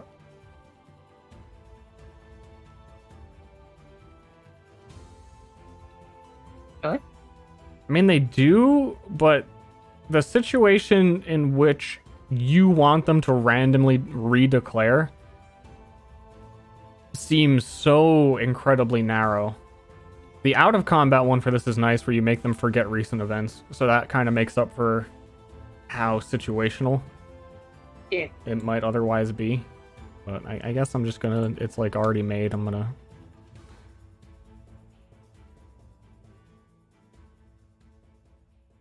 Yeah, everyone's doing the classic thing where they go over to their family's house and then they all separate, go on the computer.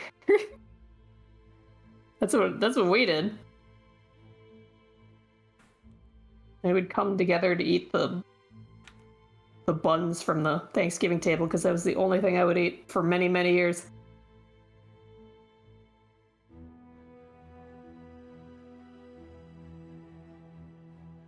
You shall make a fine pet for We made buns and carrots.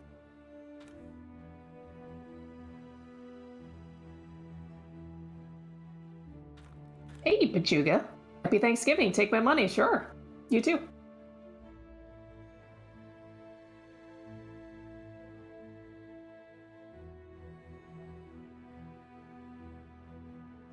The master works all, you can't go wrong. Morgan Freeman. Hey, I got a lot of celebrities that watch my stream. Dang. Morgan, I'm gonna need some money. The fuck? You can't just do that. He's got so much of it, he won't notice it was gone. Dude. We should hit up Moon for money. I'm sure he wouldn't notice either. Hey man, you can only drive one Tesla at a time.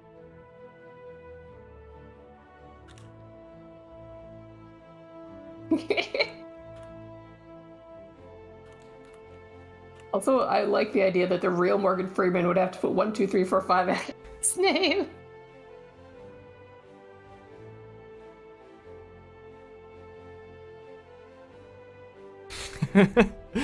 Oh, it's been taken. What? Nothing. Was that him, like, looking at the Twitch? Yeah, he's, I can't choose my own name.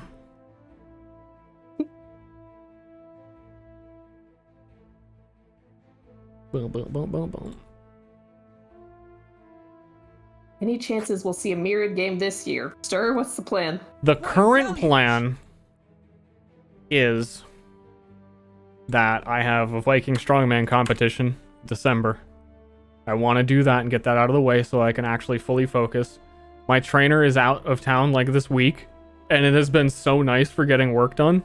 It's just like, oh hey, yeah, like make sure on this day and this day you do this and this. And it's like I really just haven't, but I've gotten a lot of shit done. It's been very distracting doing all that. So after that is over with, like December 12th, yeah. Then I want to try and start getting players, but I need to have character creation done first, which is like this is the final thing I'm doing. I need this presentable to the players, as little of it or as much of it as I can possibly have so they can make coherent characters, so we can do a session 0 so that I can get the campaign stuff ready. So that's what I need done. I'm trying to do it after that date. I'm not sure if I'm going to make it because these abilities are taking, like, even though they're already done, they're just like a lot of tedious checks, and it's very time consuming. I will stream session 0, yeah. But also I'm glad, I'd always kind of thought this, that because it's been delayed so much, starting after the holidays would be better, because it would be absolutely awful if I start it and then everyone had to leave for Thanksgiving and Christmas at different dates respectively, and then we like, hey, session 1 we play, and then miss session 2, can't do next week. Okay, now someone's doing like Christmas. I just want to wait till after the holidays too.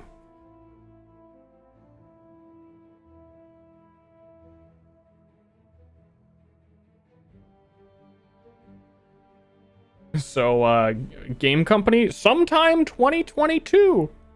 Early 2022. I just want to draw everybody's characters, man. It'll be fun. Especially considering the first time we did this, how many sessions were missed. If it happened again, I would scream, and Ashley would wake up at night because I'd be screaming all day and all night.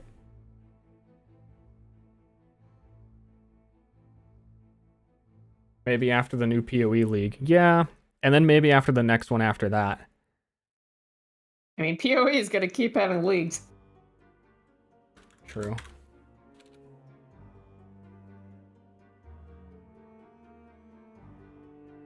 Maybe they won't. Maybe they cancel it.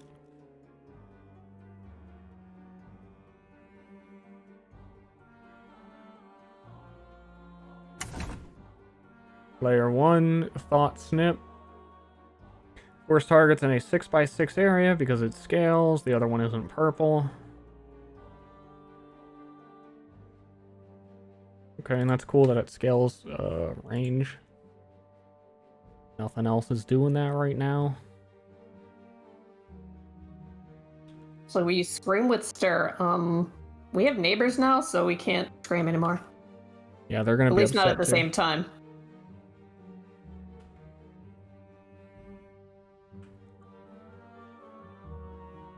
Sometimes we like jokingly scream at each other, and every single time I think like, calling the police. They think we're killing each other.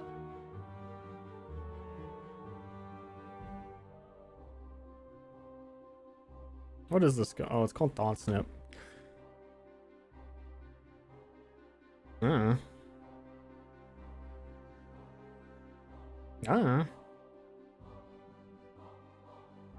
The white all over. I would think so, because they sort of describe them as undead. They're not undead. Undead adjacent. Undead flavored. They're kind of vampire-y, but kind of not. I accidentally designed vampires backwards.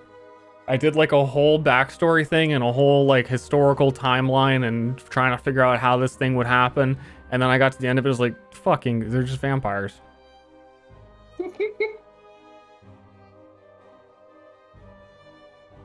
But not really. But Too Long didn't read vampire. They have fangs? No. They're not biting people. Okay. But I mean, for the average person, they're not going to look beyond vampire.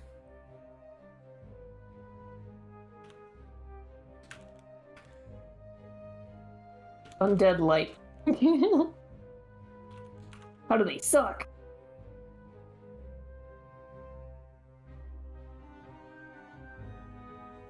If do nothing was a potential new action role, I think it'd be worth it. It sucks for non-boss enemies because what? They reroll move attack to move attack? So, probably not going to have it. It's one of my low priority classes that I want to have avoid abilities. And some of the ones that I made for them were basically like shuffling in, like Slay the Spire, how you shuffle in useless cards into someone's deck. It gives enemies a chance to declare void, which is nothing. And you could have them redeclare into voids. For sure. Cool. So, I guess long-term, potentially a use to combo it and make it more interesting.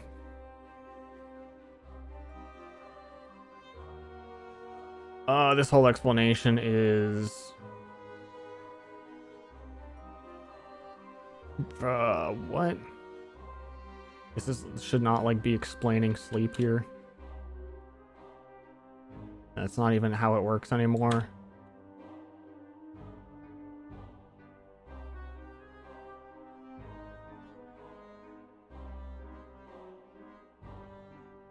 Legally distinct vampire.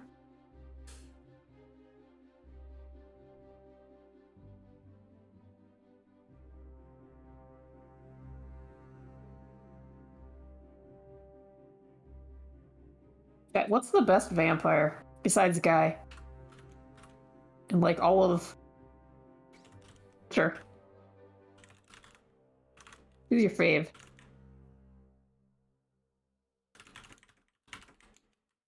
Technically, Guy was never a vampire because he was like a half vampire or something. Guy's dead? That doesn't count.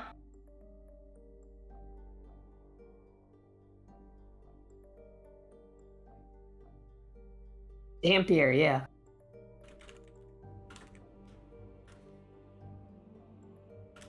Count from Sesame Street.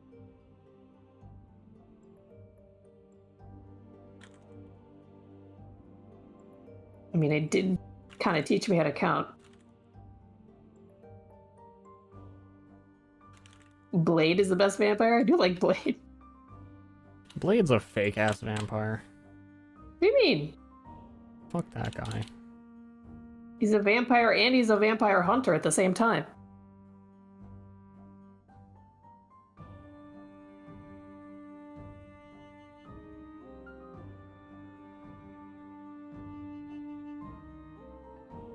What coding language is this? It's coding language that is unique to map. I don't think it has its own name.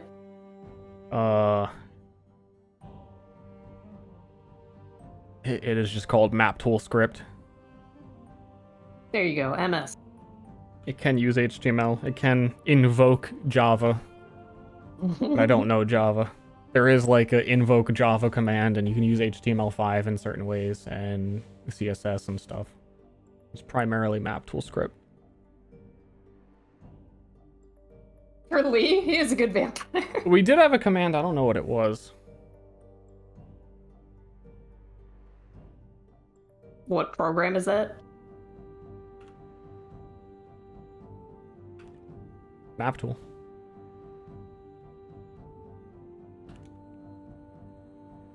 Chat's just listing Dampiers. It's different. God.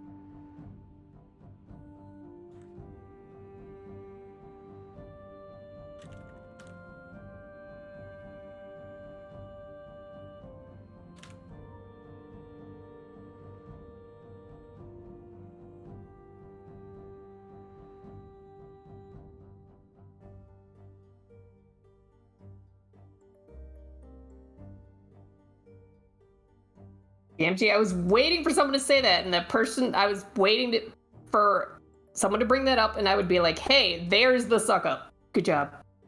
From the Castlevania guy? Yeah. I loved fucking Death in Castlevania because he was just Seymour. They He fucking was your character. Yeah, they just took my character, man.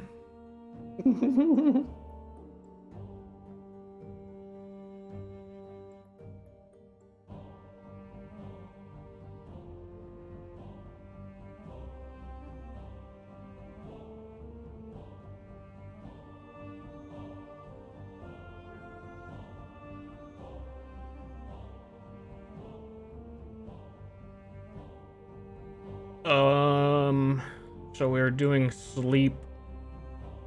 It just applies sleep. Who knew?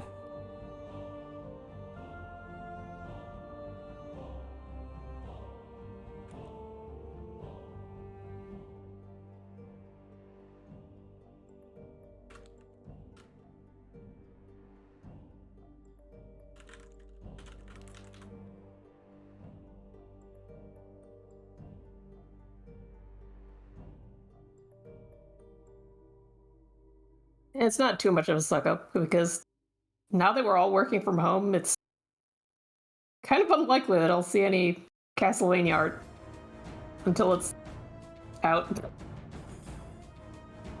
So I used to be able to like walk around the office and look at people's monitors. Be like, oh wow, oh. But not anymore.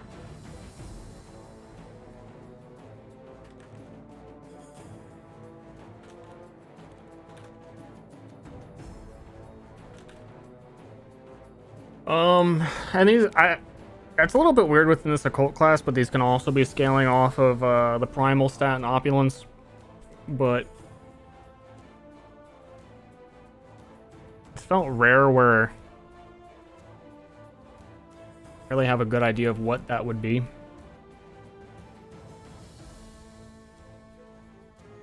Like in the case of sleep, there's really only one way to kind of scale it that's obvious, which is how much sleep. I want to put someone into hibernation. I want to make someone sleep until spring.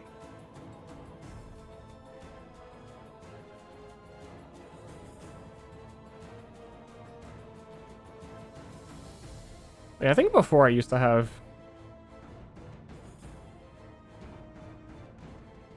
yes. Can do at least 5 occult.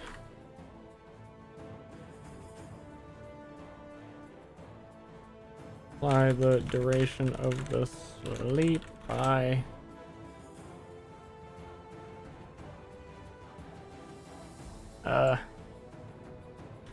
sleep is equal to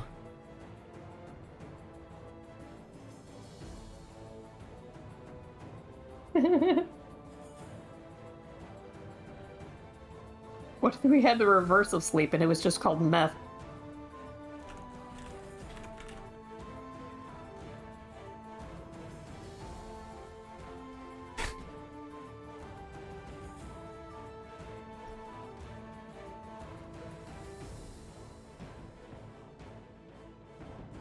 yeah, so you just be putting people to sleep for 5 days.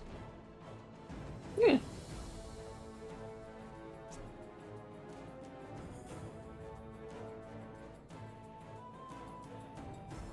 Is a day excessive?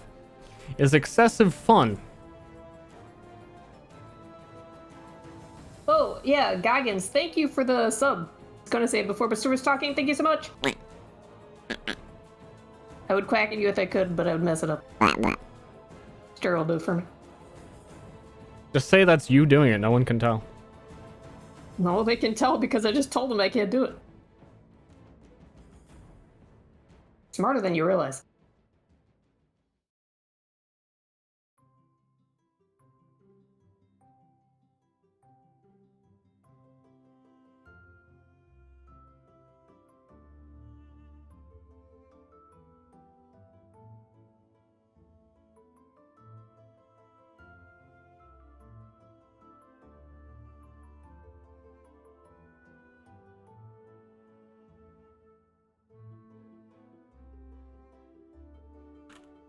So chat, how's everybody doing? What you playing?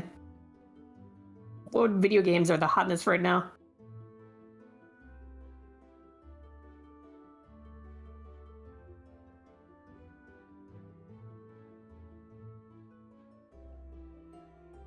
The chat loves naming games. The only game I've been following is Path of Exile because of you. So I am kind of disconnected. True. Guys, I can't stream Path of Exile anymore.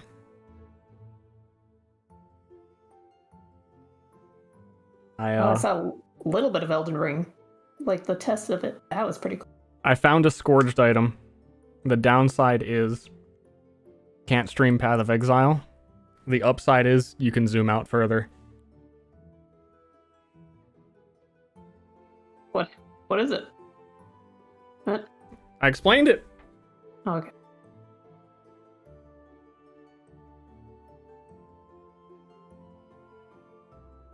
What are games? Yeah, that's what I'm asking. He loves Path of Exile, but he hates showing chat. Dude, I really like...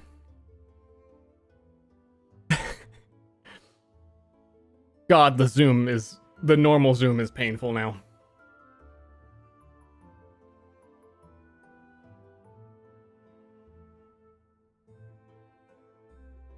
So, I don't know. I'm interested in the leagues they're going to be announcing for December, but I don't have time, but I'm addicted. I'm lost in the sauce. See it? I know. See, my wife's going to leave me. I will. My suitcase is packed. I mean, if you leave me and then Myriad gets finished, you can't play anymore. I'm not letting you come back. You're just going to be left on this string. My art in the suitcase. Go find somebody else to make a table RPG and give it to them.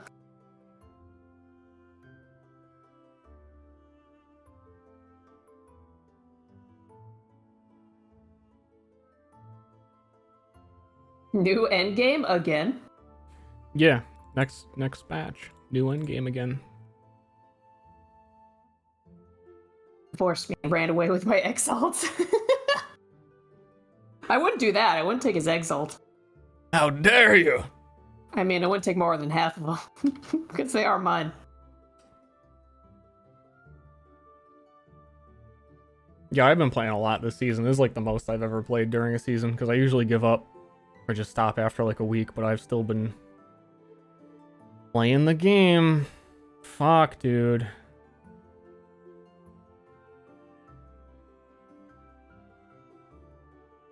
Okay, now we need the annoying situation. Wait, I have a thing written for this. Yeah, you're gonna have to marry John Silva for his art.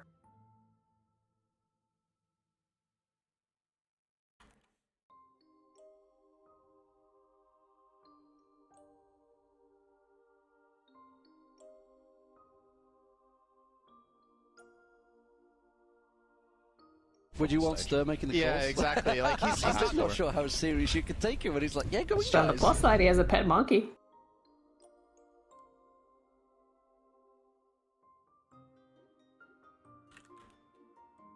I mean, I don't have that.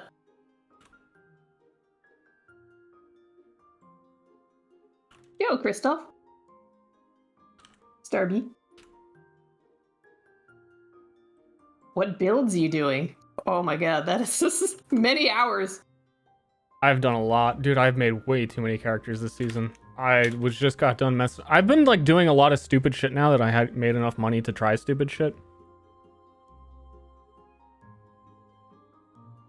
I went all the way down the path of doing like a Pledge of Hands mana stuff, and then after I had made like 2 characters, like leveled 2 different ascendancies to try stuff with it, realized how nerfed it has been.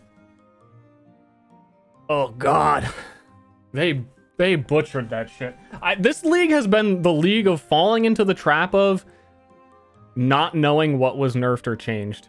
Every character build I've done early on, we were doing Quill Rain. I had no idea a millennia ago that they changed it to all damage reduction rather than attack damage or whatever it was. Like, everything I've done has had some caveat that I haven't figured out until I got to like level 80 or 70-ish, when you can start equipping endgame stuff.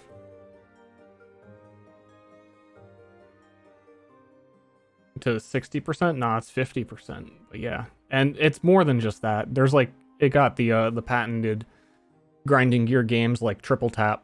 We can't kill her. I'm dead, you're dead, we all died, and now we're killing her. Pay it forward.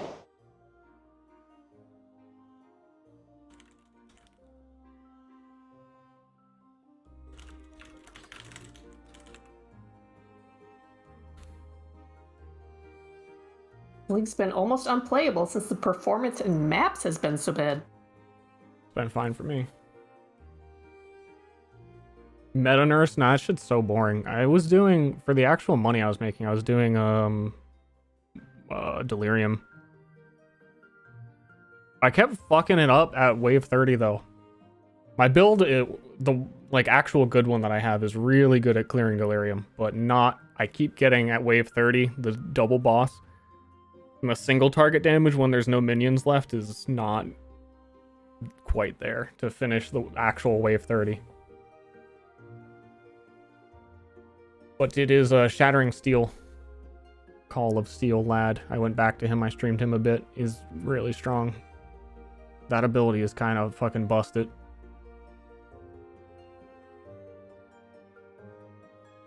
It took a lot of testing to figure out why it was busted, because no one's really doing it.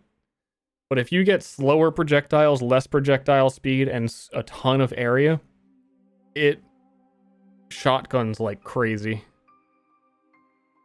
Which they nerfed it a while back to remove the shotgun, but you can kind of force it still.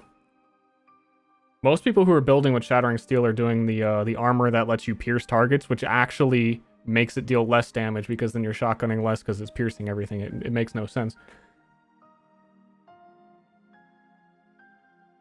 Well, yeah, trust me. Shattering Steel Lad, definitely the strongest character I made all league, and I've made a lot. And I even tried some pretty meta stuff like Elemental Hit Bow.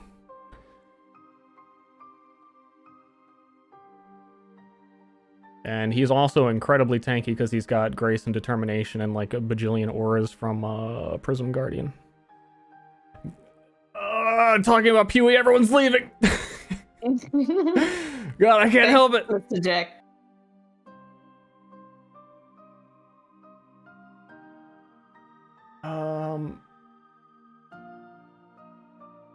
Yo, what the fuck am I? This is so wrong.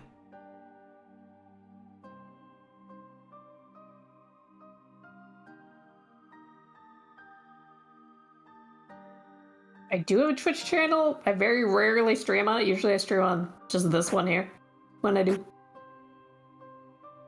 But I don't know, there's a chance. I might actually have friends to play Gartic Phone now with. And maybe they would play it with them. Yeah, so my Shattering Steel Path of Building damage, I got it up to 16 million. And when I got it to 16 million, I couldn't kill anything anymore. And I felt like a total dogshit character, and I was ready to give up on it. Then I lowered my damage in PoB to 11 million.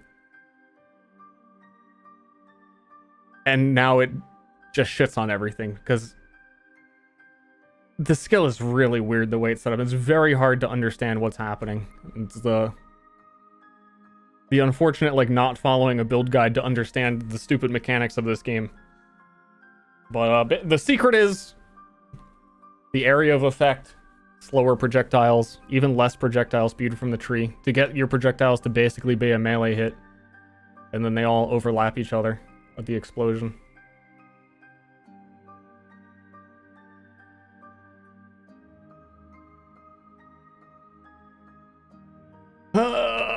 Pub. Okay, does this work? Clear goal. Use on a target outside of combat. 1 sleep is equal to 1 hour of sleep. And it says that because I have the opulence for that to be what it is. Cool. Cool. Otherwise, it would say the other one. That works. I think I'm ready to move on unless I added some other scaling to it. And I kind of want to, but I might do like a final pass when I'm done with all this and see if I can come up with any unique ways to scale things. But we're gonna consider that done. Foe Diviner. Foe Diviner is a neat ability. Let me see what we must do to it. Target a creature. Learn all of this creature's resistances. And just prints it out in chat because you can just check the character and see what they are. And you don't have to tell the player. They just... It's like a self-created player check of the things that they would otherwise have to ask about. And I think on this one we can add the outside of combat, learn, like... I don't know how to describe it in detail yet. Some sort of assess emotion of the person, maybe like a lie detector. Yeah, I think this one would be good for the lie detector.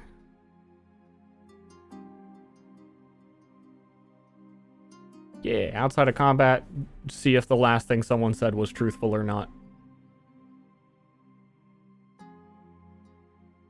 Gotta remove the requirements, because the new system doesn't really play well with Is it requirements. truthful or not, or like the level of truthful it is? Because there's usually a mixed answer to that.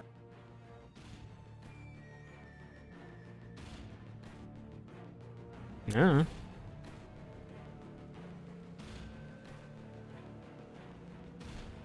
I don't really think you can scale this.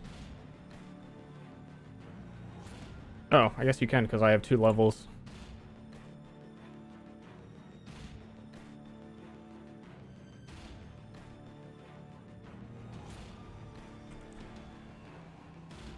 Instead of having 2 levels, we don't level up skills anymore. We fucking blah blah blah.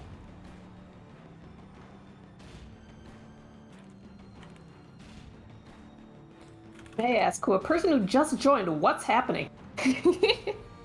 Hi, Ster is programming his game Myriad. You can type !Myriad to see what that game is. And I, Ashley, am drawing artwork for it of characters you could encounter in the game. If you were a streamer and playing a game. Yeah.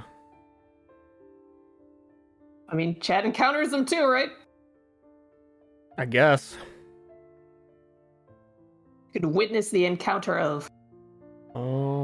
Is this too many layers? I don't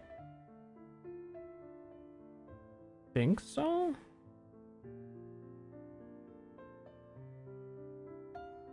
Yeah, it is. Fuck.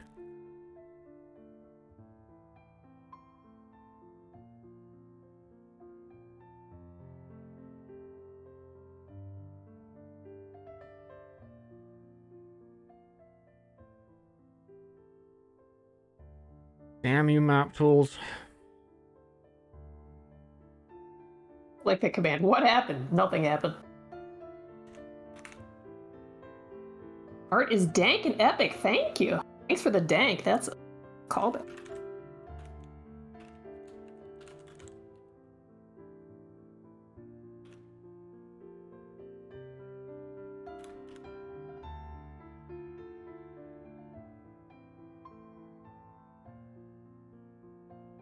Well done to both of you. The art is looking great, and I know nothing about programming, so I can't comment. Nice. I love the honesty of that. That's why we got both on screen. Someone will get one of them. Yeah. We're trying to appeal to more than one base right now.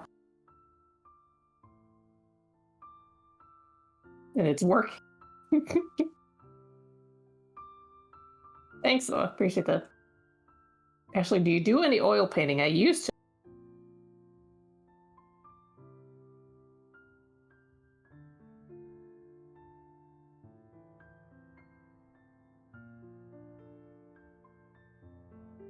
Oh, we can't have apostrophes in descriptions anymore.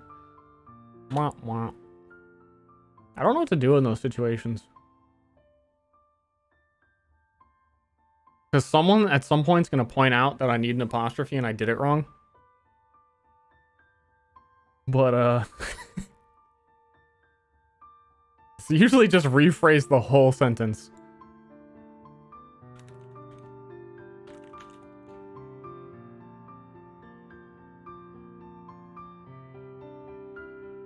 As a web developer, designer, and wannabe artist, I love both of these. Thank you.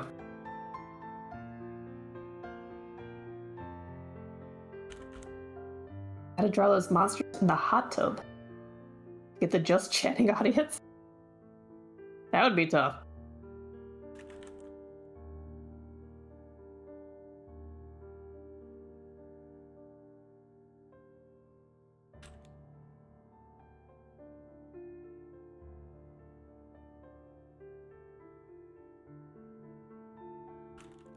And I think my Tolly's looking okay. Do you have any thoughts?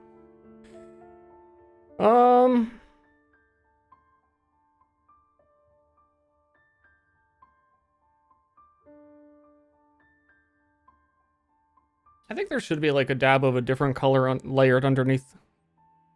It seems like there's a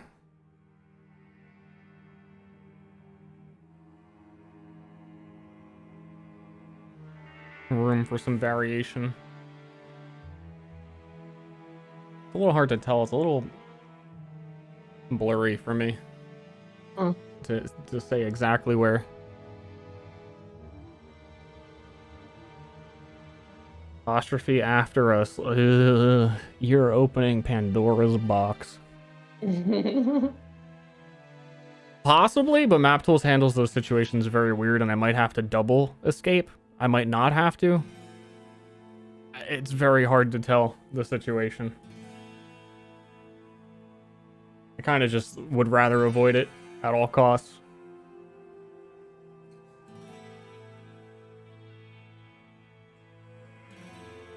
Like regex and MapTools is just an extra layer of complicated doing that because you need to double escape all the... It doesn't make any sense. Doesn't make any sense, damn it.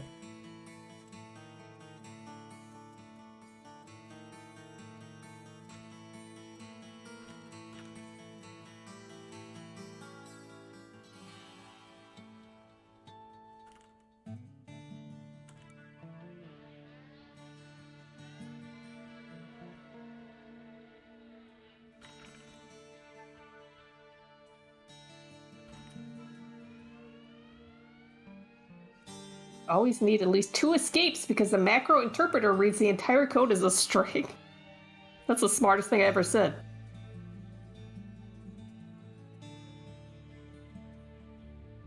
My memories of that special night are satisfying enough for me to go on living as a virgin forever. Forever. Thanks, Falcon.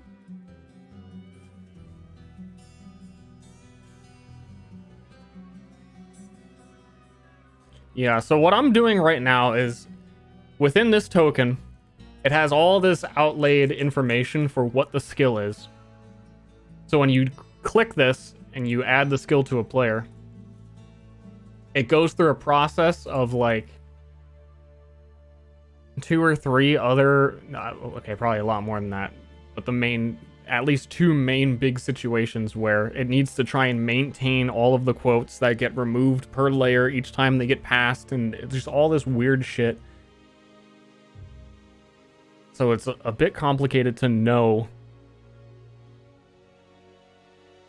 exactly how many escapes I need at any given time. And recently, because I had to change quite a lot to how the tooltips actually work in MapTools, which they don't. Here's a fun journey.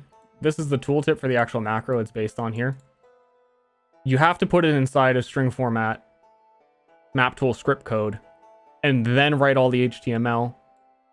However, the fun fact about that is that map tool script is not supposed to work in tooltips. But this works for some reason because the map tool script is putting the HTML within map tool script, which shouldn't work because no map tool script works within a tooltip. It doesn't make any sense. But when I do string format, I need to put that inside of a single quote for the HTML to work correctly. However, when I'm passing the information from what this description is, I need to put it into a full quote so that it doesn't activate the code that I'm writing within here of all this like actual code. But here's the thing, is that this quoted description is within a whole other subset of quote as it gets passed down to creating the skill. I don't fully understand what's going on. I know that it works. The situation I have works, and I don't want to start trying to escape quotes and do anything extra.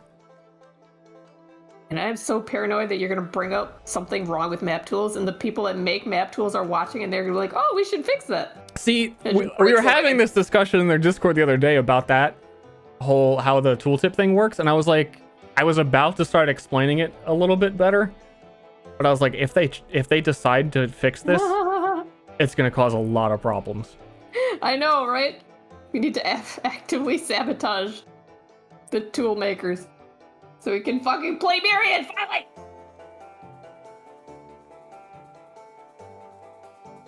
Hope that never breaks.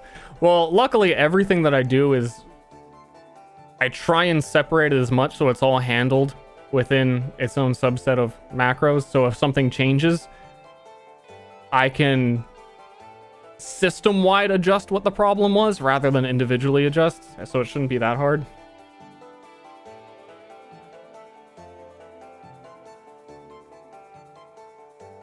But we'll see. And I mean, I don't have to update map tools. We can just use an older version if something really bad happens, which I am optimistic that it won't, but you never know. Okay, so was I done with this? Does that work on the faux diviner?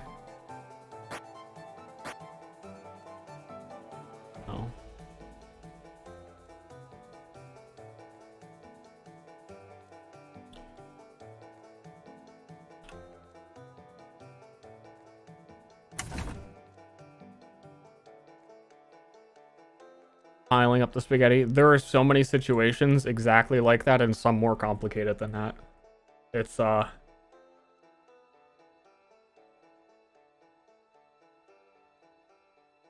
it is what it is.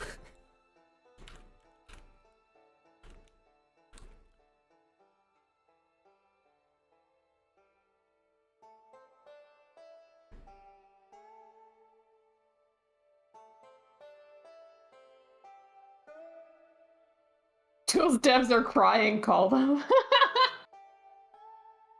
Oh, funny. How did I phrase it? Yeah, I think... I don't know, man.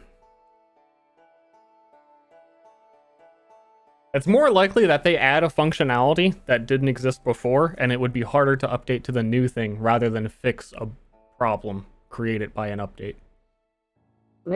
So yeah, they're piling on the spaghetti too.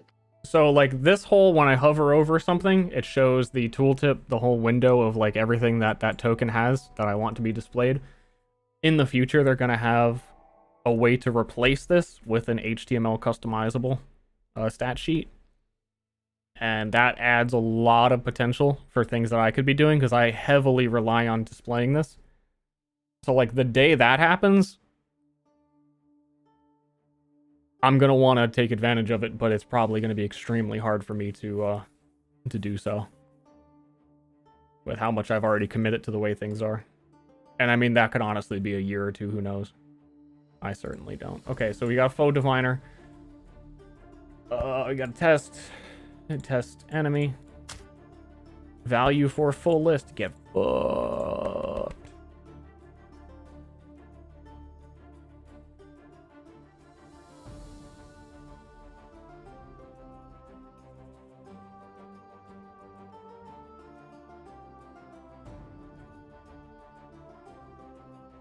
fuck, I already deleted level 2.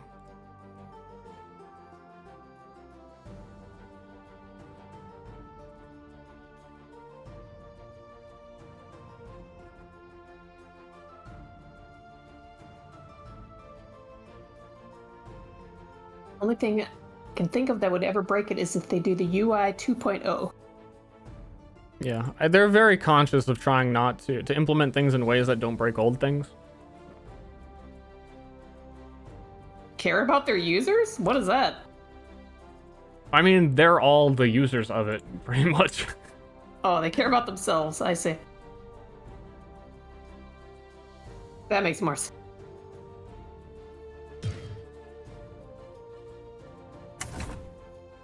I need to actually add a stat on here.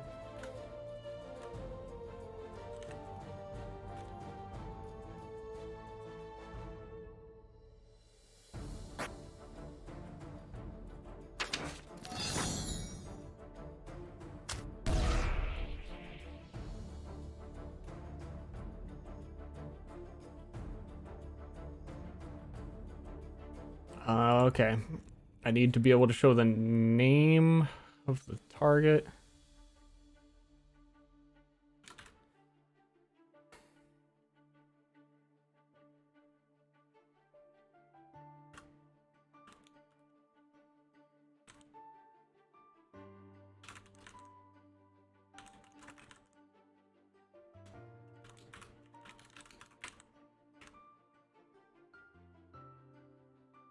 And then it'll print out under that. And then I need a situation for if it's blank, like if they have none. But that might be a tricky.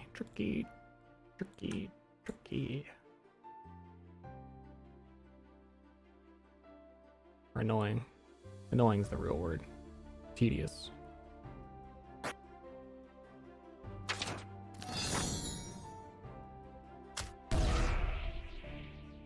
Wait, what? Did I put psychic resist? Oh, I did. I thought I clicked physical. I was like, something weird going on there. Do you plan to release? I don't know what the plan is right now. I'm kind of thinking of this as a prototype for hopefully being able to put it into an actual program later when I reach a point where that seemed like something worth doing. And until then, I'm not sure what degree I can release things in.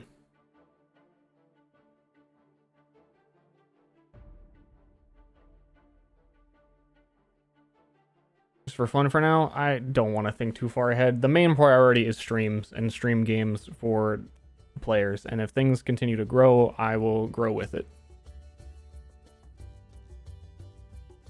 It's gonna be so fun.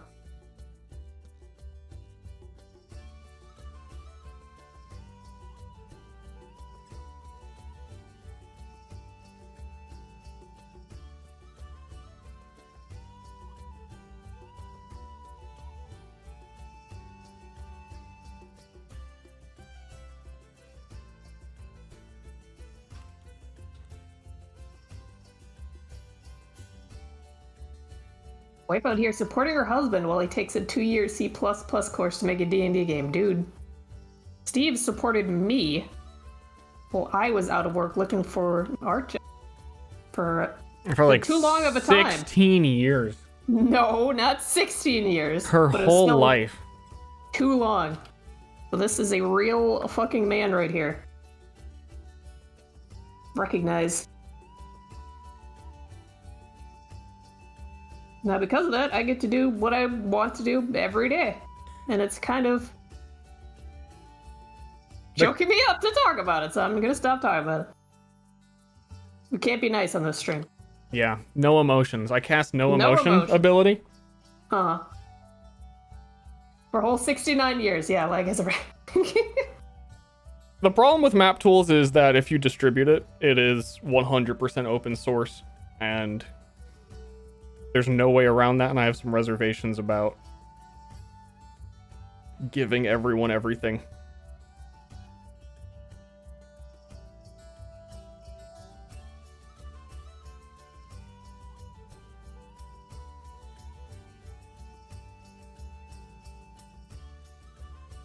hates the open Sorry, source community. I hate everyone, dude.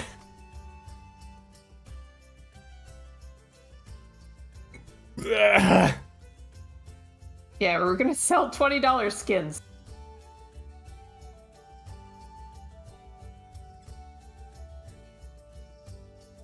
Isn't that what I do for my living, or for at least for freelance, is make D&D skins for people?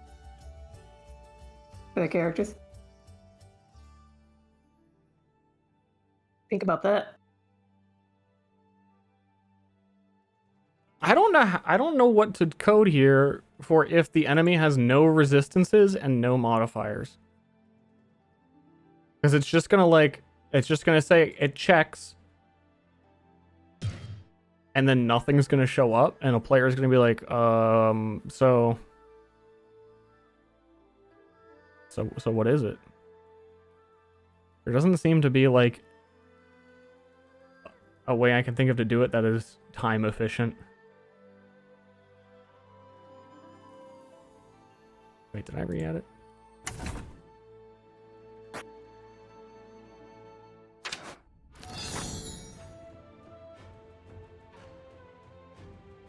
Don't make Fluter think. It's very rude.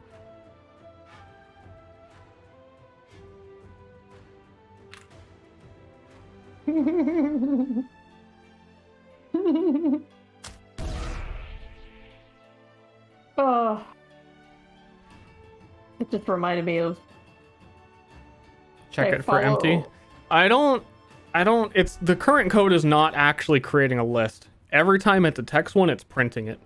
And I can't check what has been printed unless I recode it to create a list to print. But that in itself is tricky because I'm wrapping them in a tooltip so that if it says like this thing has burn resist, you hover over burn and it'll explain what burn is. And putting that explanation within a list has often broken the formatting. You got kids? Because it is itself like HTML and a whole bunch of stuff.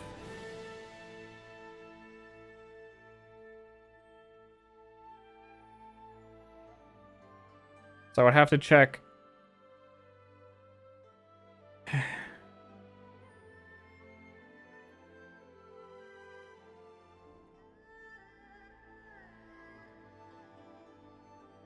Actually, what is your favorite base 5th edition D&D eraser draw? I don't know if it's in 5th edition, but I really like drawing what are they called? Fuck. Dragon people. Dragonborn, I guess.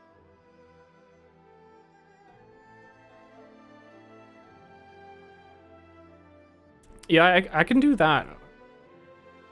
Actually, that makes the most sense. That is the easiest way to do it. If we have a amount equals 0, and then each of these it counts amount plus 1.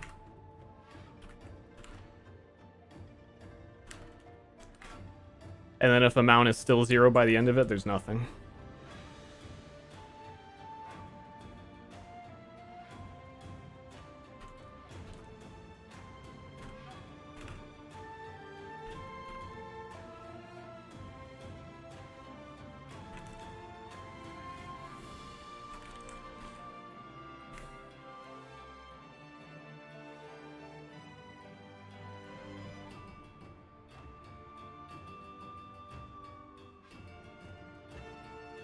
Blah, blah, blah. I need to clear this up.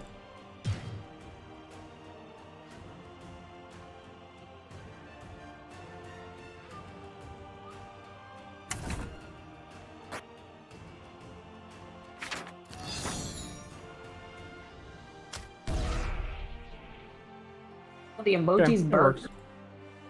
Oh, that is a question we have not heard yet. What? Why are all the emojis burgers? Honestly, I've been really thinking that it would be good to have like an emoji theme overhaul and have things be themed around Myriad, but also the burgers are great. Definitely the Overwatch ones are super old, and I think your chat would kill you. yeah, my chat would kill me.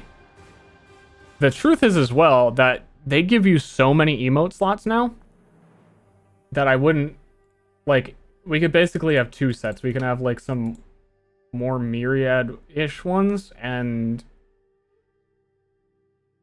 I don't know. It's always good to have like a theme. Did you see the one that Crespo made of Liana laughing? I did, and I was gonna add it, but then I was like, Liana's so irrelevant. Who the fuck is this? It could be anyone. So they give follower emotes now. So even just for following, I have 5 slots that I want to put like I don't know, some classic ones, maybe even Star B in those just for following, and the Berg Bee maybe, the like Bean Bee, that one, the cute burger, but I couldn't find the couldn't find it on my desktop, even though I already had it. Yeah, they give you like 5 animated emotes. They give you tier 2 and tier 3, and they give you bit reward emotes. There's just, they give you a lot. I have 6 open slots for regular emotes right now, and 5 open for followers. And I already feel like I have a lot of emotes that Today he swapped stories with fellow cyber I'd rather junkies just in get the rid of, forum. like the Overwatch stuff. I think the Bergs are good because you can kind of use them anywhere. Yeah. You know?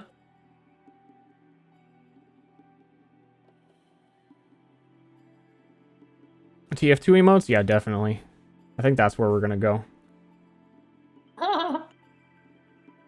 Apart from vegan channels, they're fucking impossible burgers.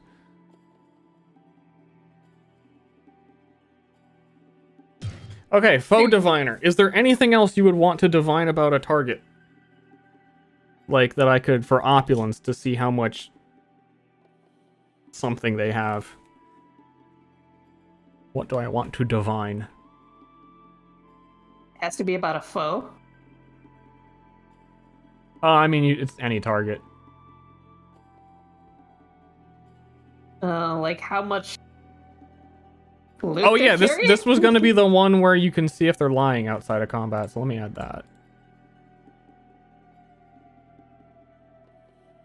Shit, I think I could give you loot chances. Yeah, find out if he has a boyfriend or not. Ooh, I'm not sure if I can like backwards compatibility the loot thing.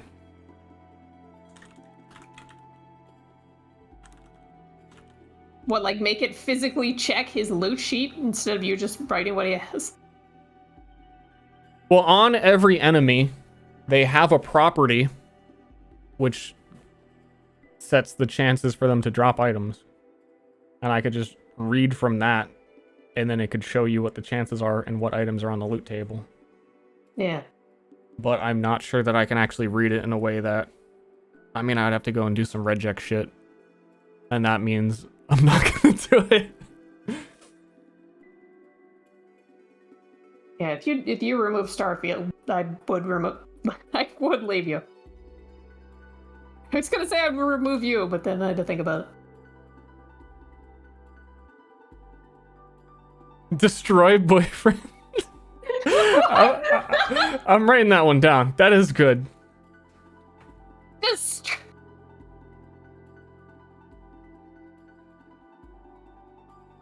Kind of drastic. Like, what are you trying to accomplish with it? I Make definitely, single- within faux diviner, we could do the detect boyfriend. Hex boyfriend. Yeah, where is he staying? As it'll scale with primal power. If you have a certain amount of primal power, you can just sniff out if they have a boyfriend.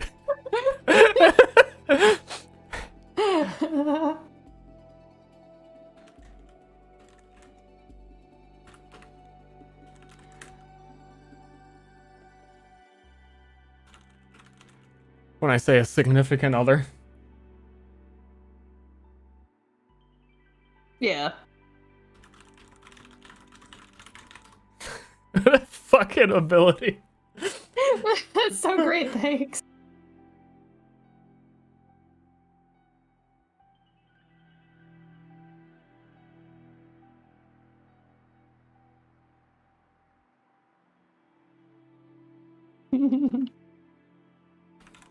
Oh, time to code that.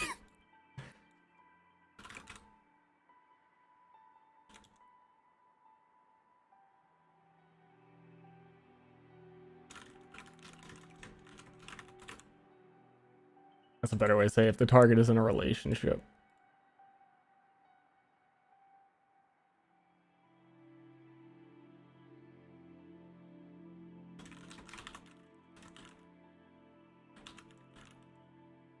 How would I say with whom? I hate whom is the worst word.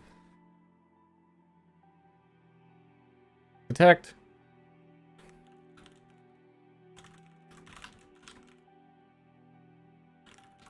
There you go. Detect who the target is in a romantic relationship with. Blah.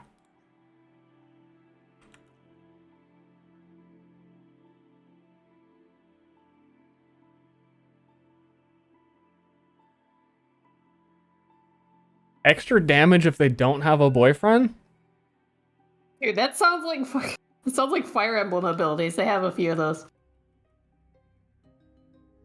You do get stats if you're standing in combat next to your waifu.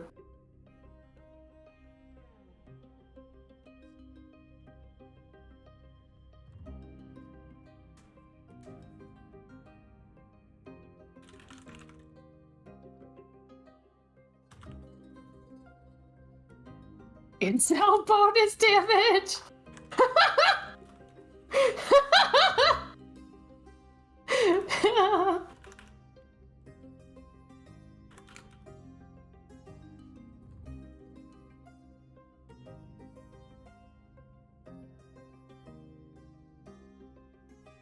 Yeah, I was thinking about that sewer creature, but Fire Emblem is kind of like behind the times. Yeah, those abilities are weird. I'm better at hitting women. Yeah, it makes me uncomfortable. Why? Why that?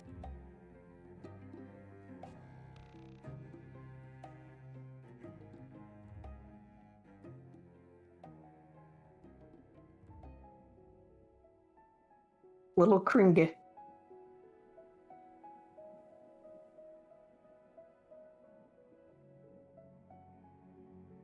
Yeah, chat. I love women.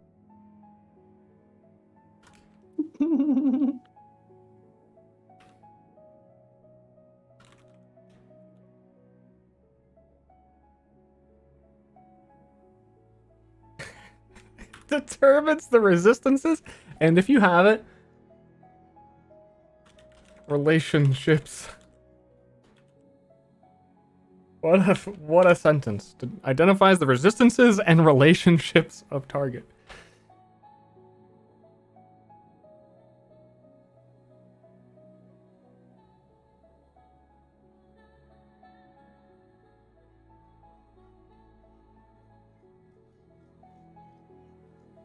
Detect literacy?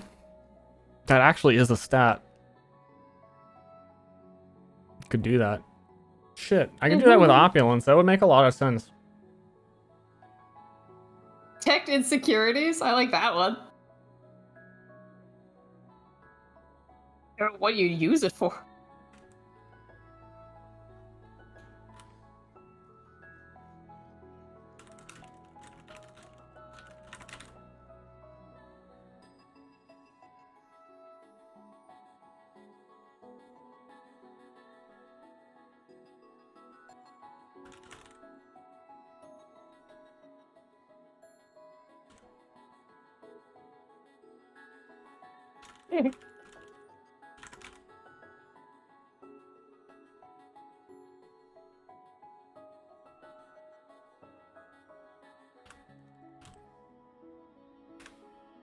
Yeah, give someone an insecurity. I could actually, I could check how much wealth they have. Cool. Though that is a game prep nightmare. I'm not gonna do it. Never mind. It pretty much guarantees you have to pre-make how much wealth every person has, and it has to be accurate every time you make an NPC. If a player could check it.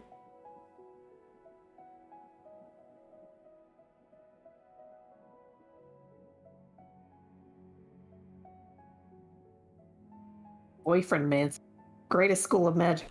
I think they just call it pickup artist, right?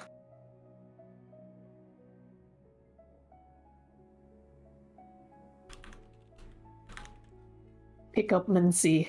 Where do I store? Oh.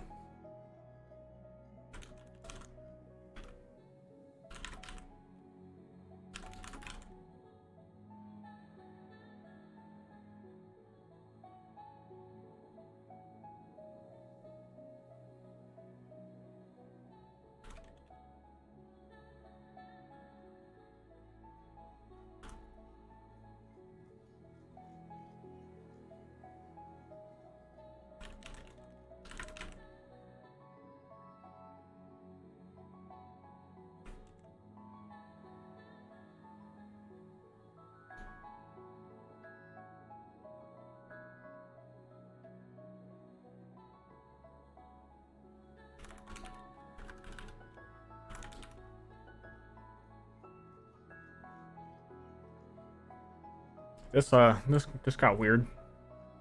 What? This ability. You know, just learn about a creature's resistances, the romantic relationships, if they can read. All in one spell. Yeah. How much do they have in savings? Do they have a job? Do they smoke? How many kids do they want? It's just a dating profile at this level. I gotta think about the implications in the world if you actually could detect if people could read. And aren't you going to get the anti-reading squads? That'll come into your house and burn your books. Because I mean, if I make this a skill, then the consulate can do it, and then they're putting like, can you read checkpoints? Then no D&D party would ever get past one because no one's gonna ever make an entire party with people that can't read. Reading by itself, like knowing how to, isn't a damning thing. It's more of an excuse for stop and frisk. Oh, it just makes you sus. Yeah. Then in that case, it's fine. If they're going to end the campaign about it, probably not. Because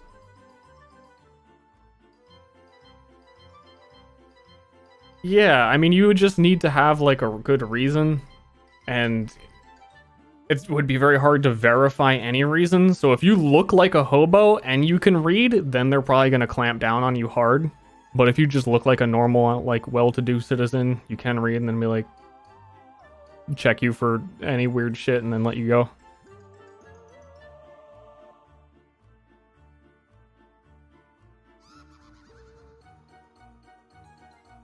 Any books? Any books? You have any books on you? And you can't come to party?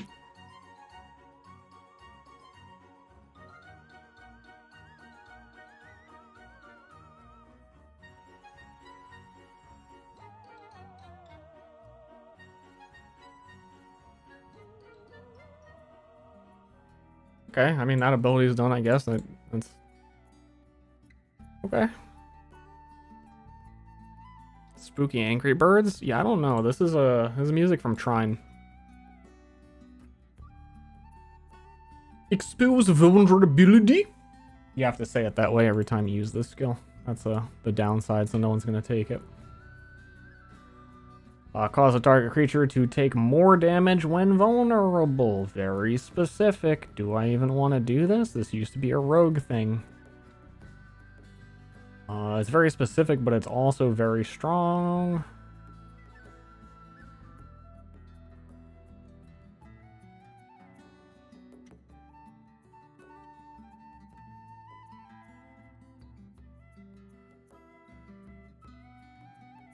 It would need an alternate out of combat. I don't know what that would be. Leave you for later. You're quite the thinker. Apply silence to a target. Don't I already have something that does this?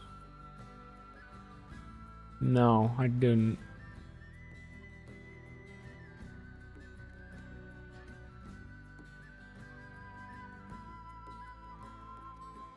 Okay. Okay, bro. Attempt to apply. We're gonna do half occult for silence, because silence is pretty good. trying to pass the fantasy setting checklist? Absolutely not. Yeah, they If you have can far walk Asia. from. Well, I mean, if you can walk from the snow area to the desert area to the factory area, then no.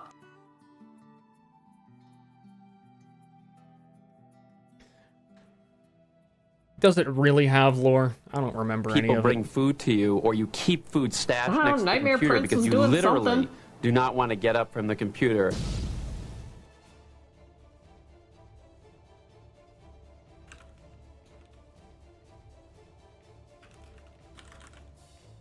Biomes, yeah. Just like Terraria. You walk 10 feet and all of a sudden you're in the rainforest.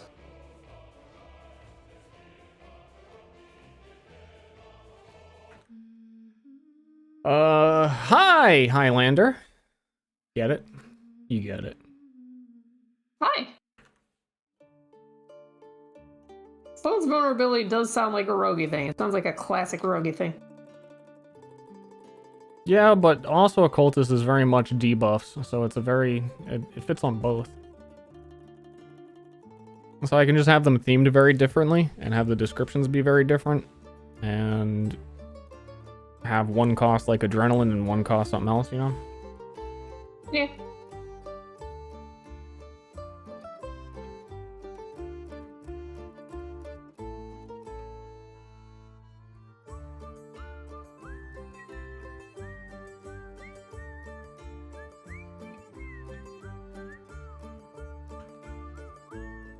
Use outside combat, the target can make no noise for 5 minutes.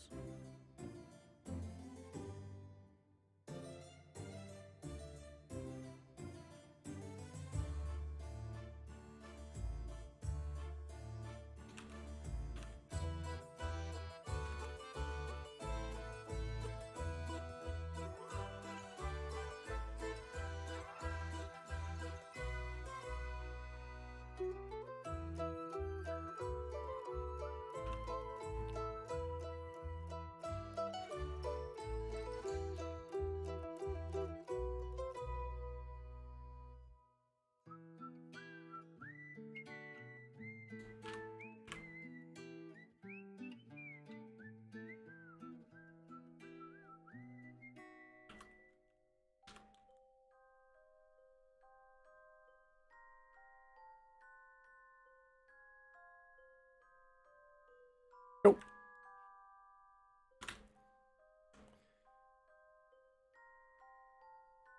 They get a skill too big? What?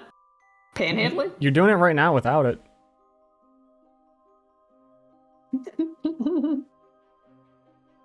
That wasn't big. He was asking a question. That was a good response! It was. It was. Yeah. We do have the pathetic the god. Yeah, higher efficiency begging. Yeah. Multiple streams of begging it. Side hustle. Let me make sure the code was right here. No more of those. Knee pads of submission, +3 to beg checks. My twin souls might like that.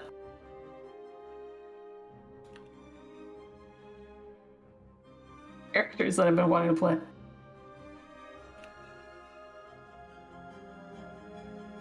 Knee pads of submission. That's pretty good.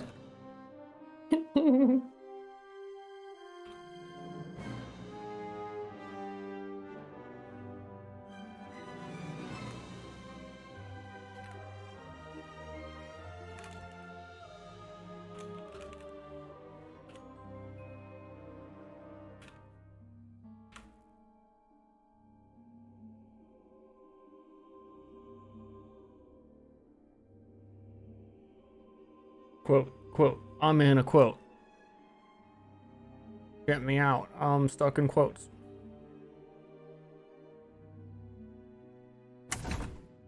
Player 1 gets silence. It's spaced like really wrong. Whoops. Oh, because I never removed those.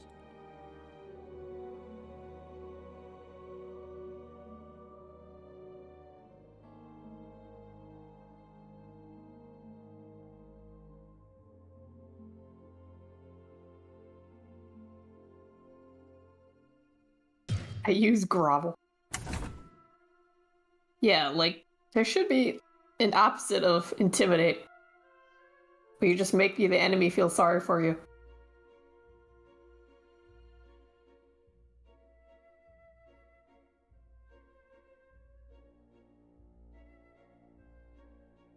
I think Pathfinder had one of those. Because early Viona was going to use it when it was still in Pathfinder. There's like I'm an old lady. There's no way I could have done this awful thing.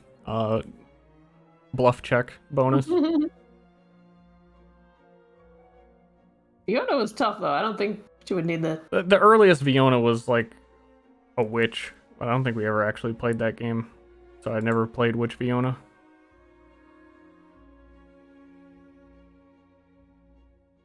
I think I did. I don't remember. I might have dropped out of that game before it started. That would have been Saints of the Streets.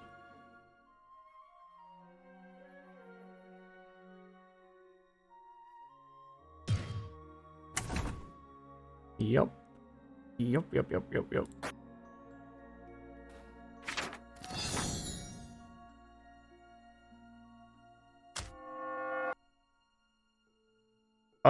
Okay. I mean, it's not working. It is... What is the range on it? Oh, there's no range. Grow / cut my hair spell. I wish I had that. Yeah, I need a haircut.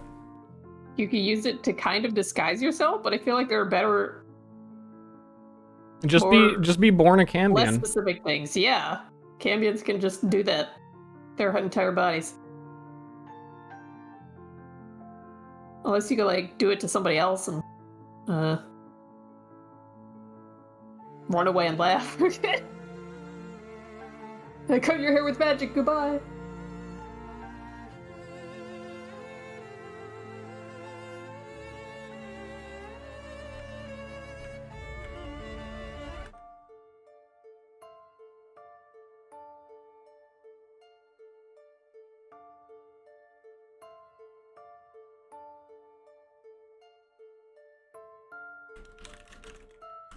Sit outside barbershop and grow people's hair as they leave.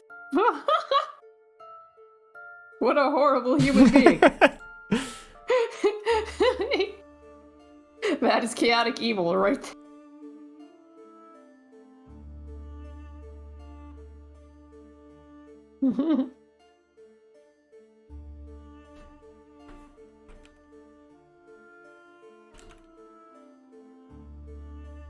Like, you're in a gang with people that, like, stand outside of car washes with buckets of mud.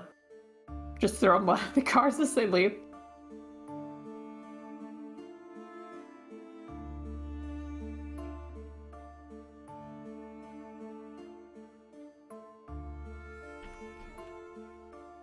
Would the cut spell give you a hairstyle? I don't know. You have to be a very skilled cutter. Yeah, you'd probably have to roll a skill check to find out.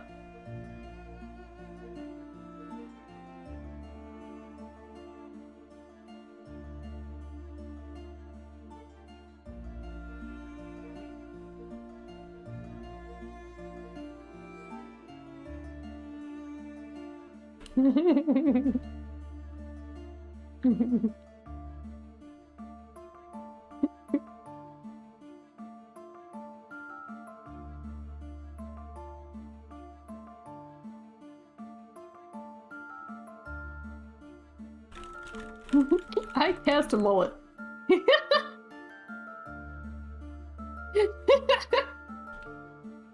Guys are just ruining lives. I know! See, this is why the consulate hates magic. Because their unruly populace keeps giving them mullets. Yeah, they just want to get their hair cut. Without fear of it growing back.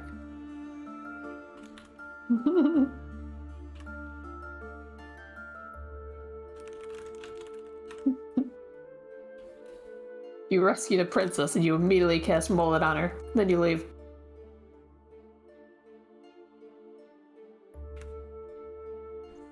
Work here is done. What if they already have a mullet? What does the spell do? Doubles The it? answer was equally as stupid as the question.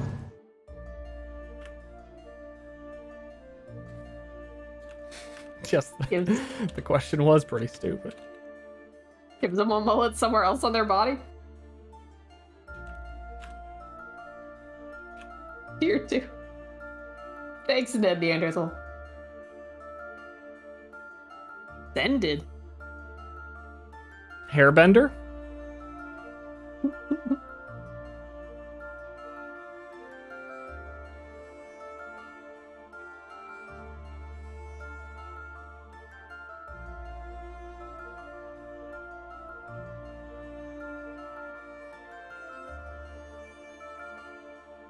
Grow another head? Ah, God.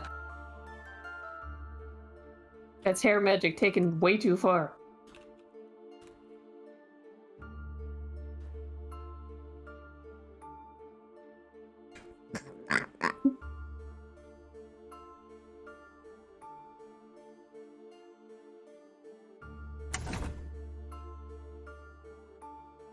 No, And if this was the typical fantasy world, they'd have one city where everybody is fucking hair wizards. And everyone is walking around with really stupid hair or like tinfoil hats on so they can't be cast.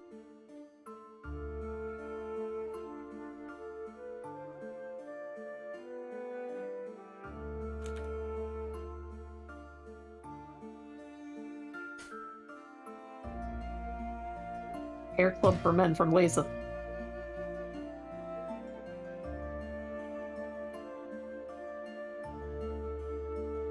Okay, done. These are almost done-zoed.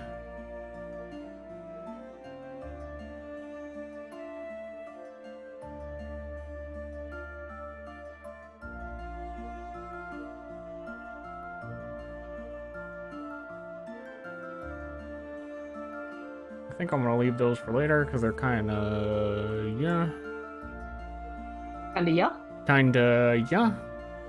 Dude, are we ordering food? Should we? You want to? You don't have to. Should we? I mean, I'd be in.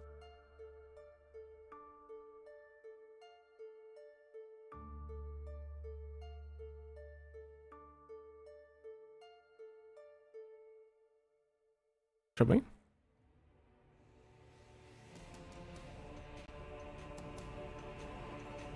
Where's my phone? Plugged in behind me? Wait, it's fucking Thanksgiving. You can't order food. Why not? There's gotta be somebody.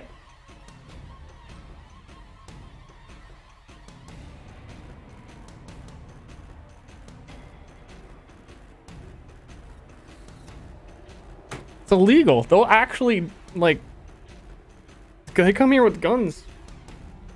That'd be worth it. I'm kind of hungry. We can fight them off.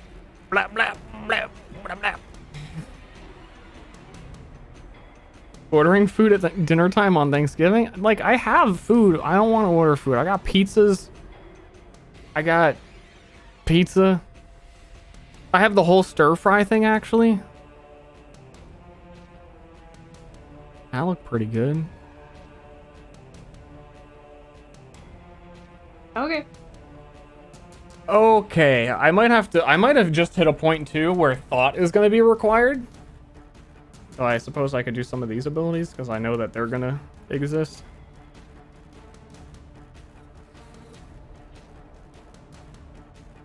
I do have to pee really bad, and I definitely can't end the stream or keep streaming while I have to pee. I would have to end the stream to pee. No, you can pee. I'll be here. You sure? Carry the stream without you, honey. I'll be right back. It might take me an hour, but I'll be back. Okay.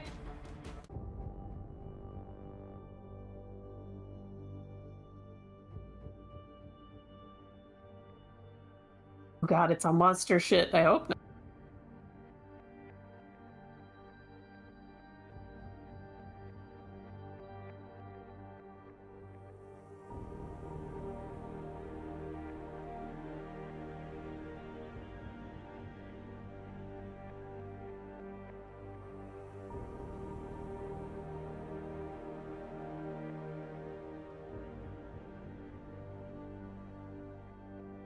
Absolutely love the art. Thank you.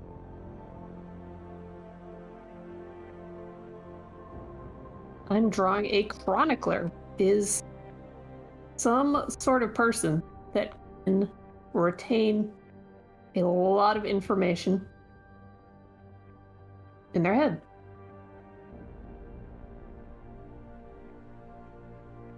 Sort of known about these for a long time, but I've never encountered one in the game, so I'm interested to see sort of how that all works.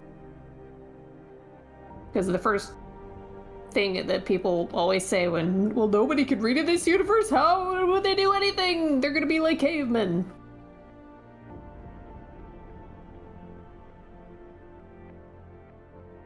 They have some people that can remember shit.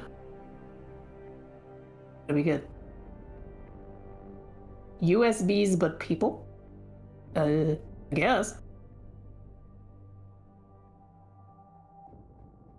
They're The Giver. You all have read The Giver.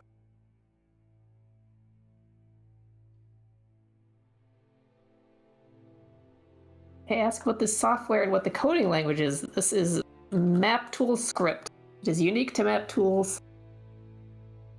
And if you want to learn it, it has like its own Discord full of all the people that have made it. And they're constantly updating it, so you could join them and figure it out. And MapTools is free, so... I put chicken nuggets in the oven. 20-minute timer alert. Nice.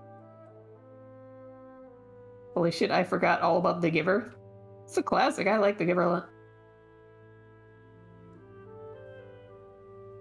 You ever read The Giver, Steve? Yes, I did. I was a student in the school, and they said, Gib.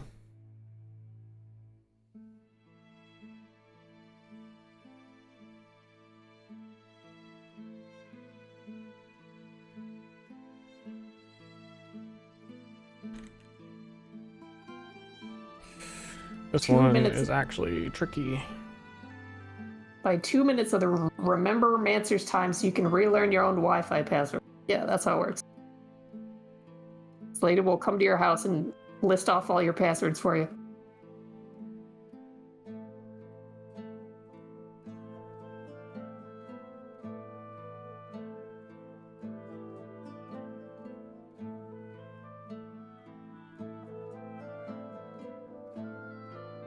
The link to the Discord group, Steve would have that, I guess.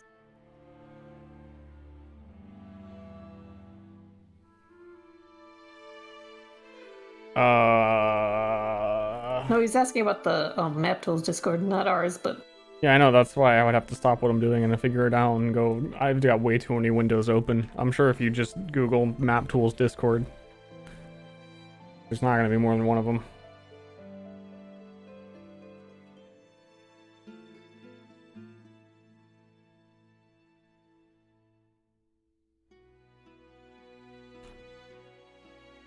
Oh, Fluter set the timer. Thanks.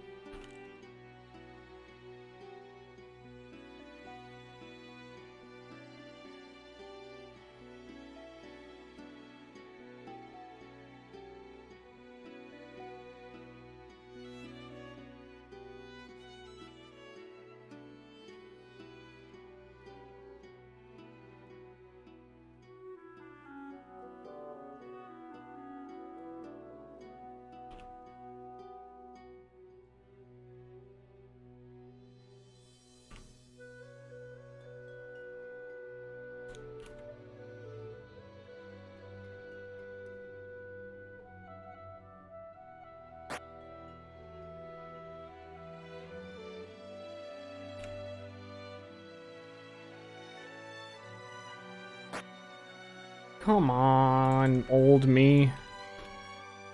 What did old you do? Nothing. Don't worry about it. I'm doing great. Okay.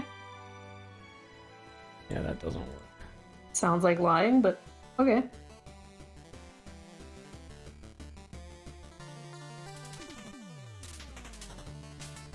The hell is this song from? It always comes up on Spotify recommended. It's gamer music. From games. Game music.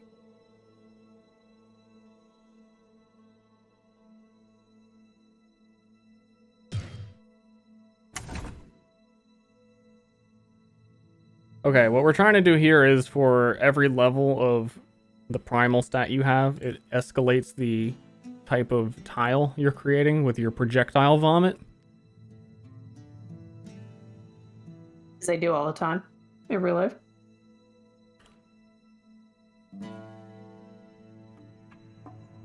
So we got to make a case for each up here.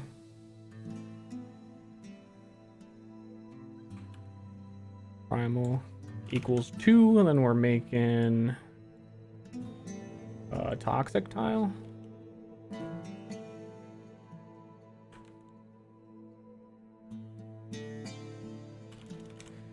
And if it's 3, then we're making, well,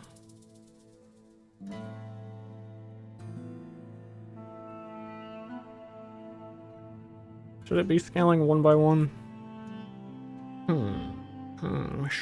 Sure. No.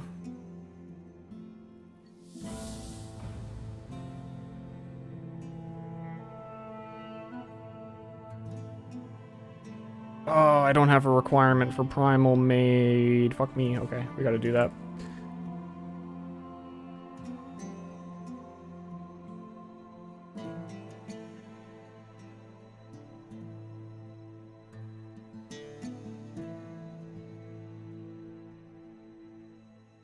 My menus are all messed up right now. Wait, what?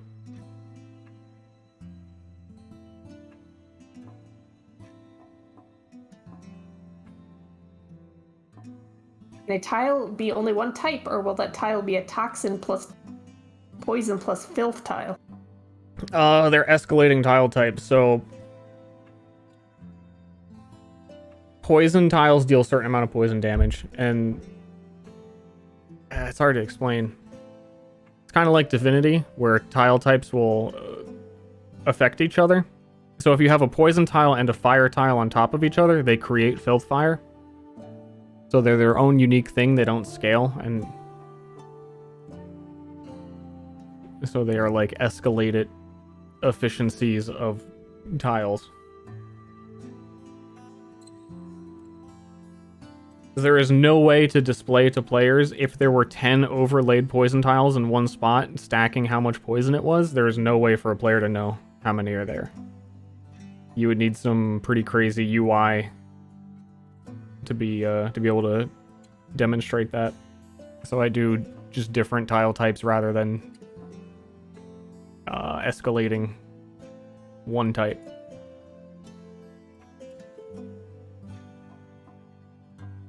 But if you wanted to like curse somebody so that they take more damage from poison tiles, I can do that for the same effective thing of making a specific poison tile stronger.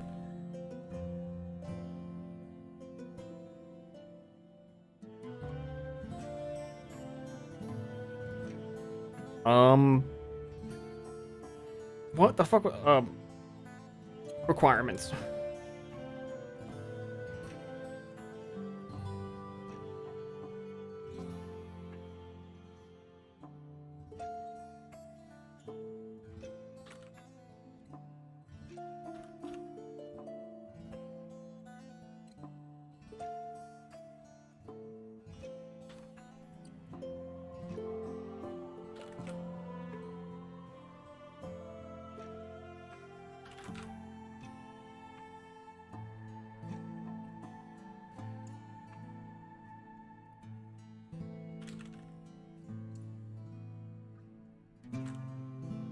Poison spike tiles. You could go really, really crazy with them.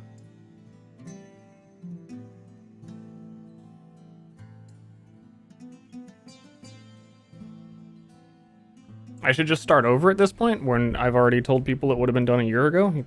For sure. Big agree.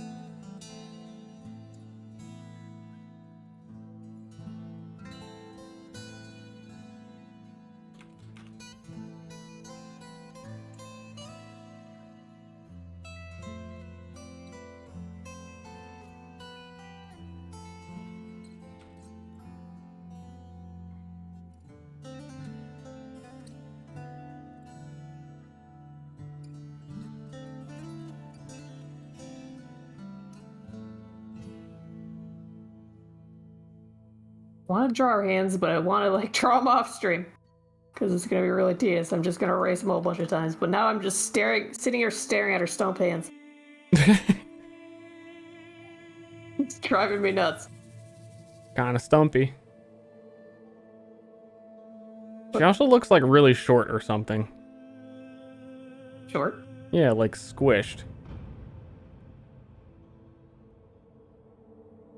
Did make her legs shorter. I always draw people with legs that are too long. Yeah, her legs are looking short.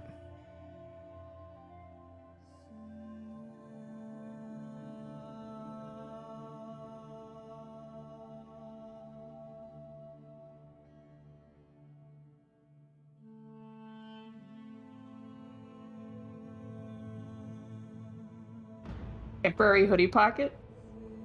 I like that.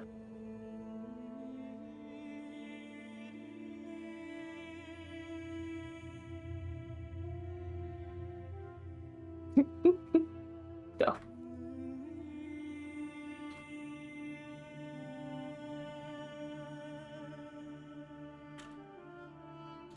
There you go. Solved. Fucking fly.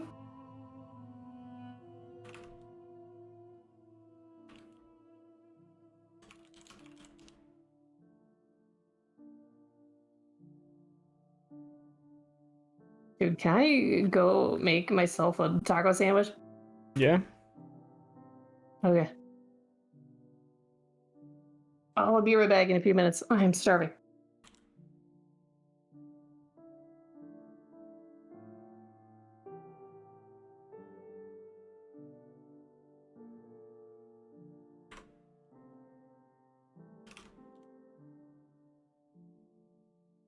No Ashley, yeah.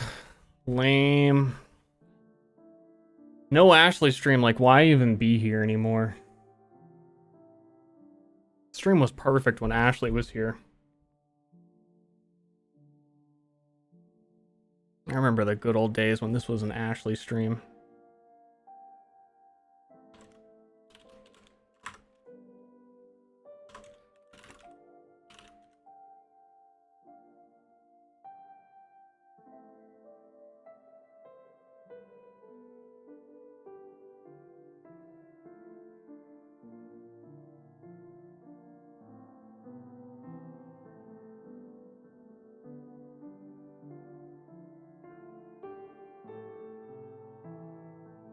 This situation is weird. If I want to catch every case in this description. Because being from the Brimstone Birthstein converts poison and toxic to fire or molten tiles.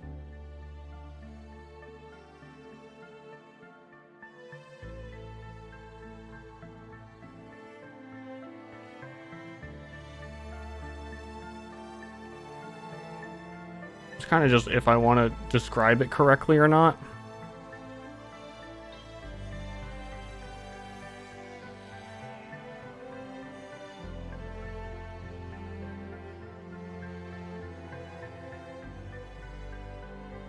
Do I want to do things correctly? I like this song, Bedge. The very Bedge songs going on.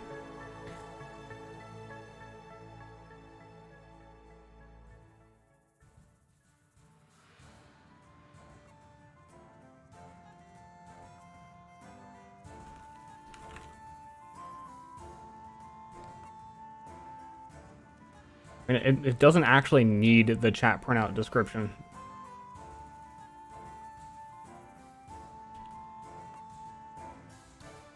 You aren't paid enough. I mean, it's true.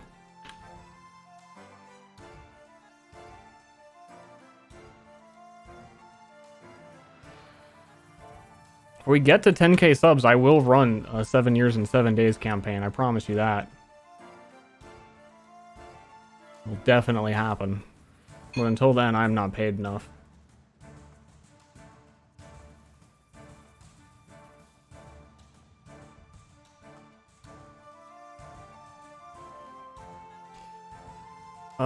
Okay, so...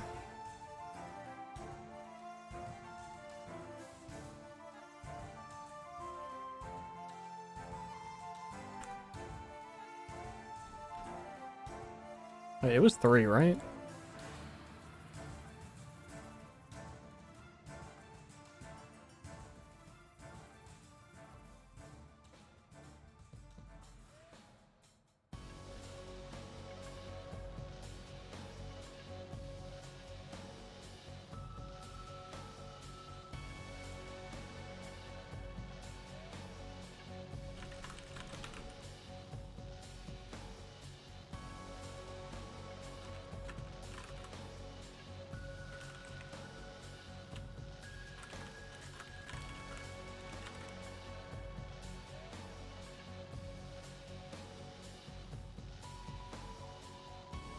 What?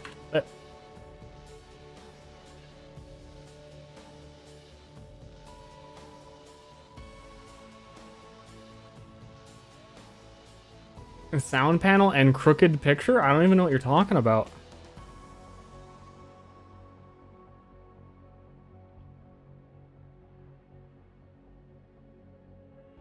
Oh! Oh. Now I remember what you're talking about. So, $20,000. We want to end this stream in style. But we need $20,000.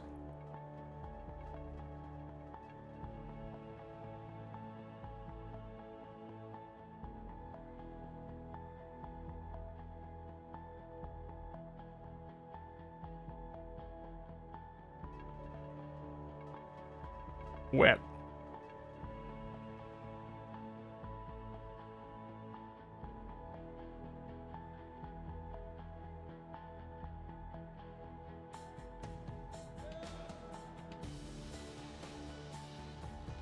There's definitely a lot I could do with projectile vomit in terms of scaling it on occult or opulence. Before I would have scaled it on occult in the first place. I'm kind of on the fence even right now if it should be occult.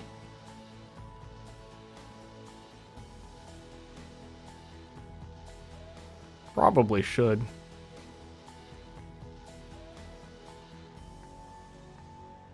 Something I gotta think about what the filth class would I shouldn't even be making it right now because I'm not working on filth class. It really depends on whatever their other things end up being.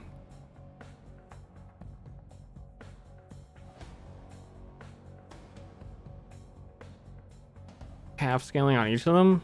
I could probably do anything.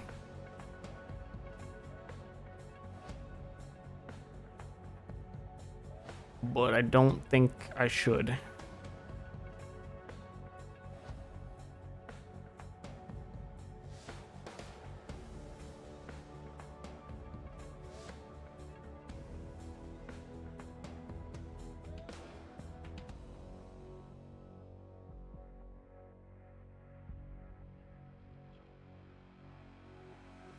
Yeah, I'm gonna have to leave this for later. It's like mostly half done. I need to really just finish one class first. I think I am at the thinking part. I need to take some time to think about what I've done and what is next.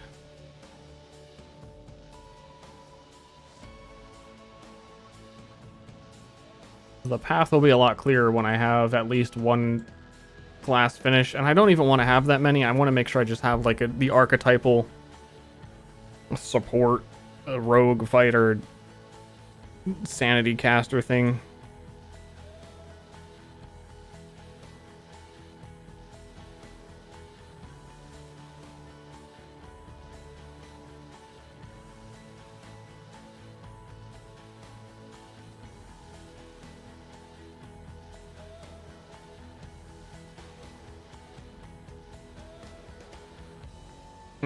So,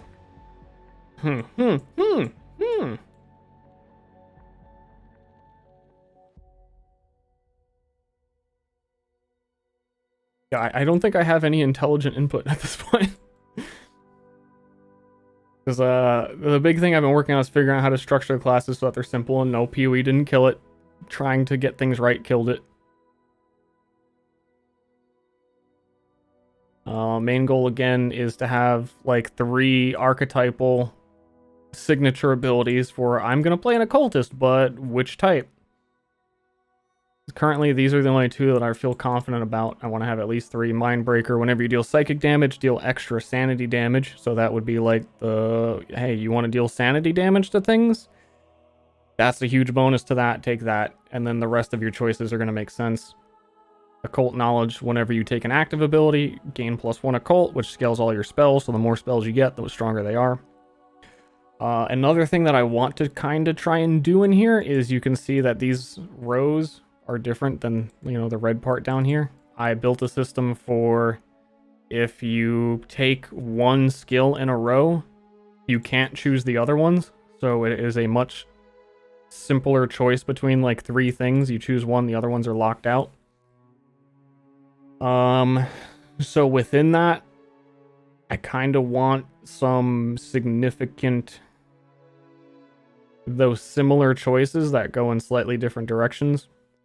I was planning a summoner class, which probably I'm gonna, it's not the most important to get summoner done. They require a lot of work. But they're a good example. Is this the one? I guess these are better. Summons you create gain +1 to all stats. Summons you create gain +2 to strength for each occult. And summons gain extra health for each occult. So like it's all summon buffs on this row.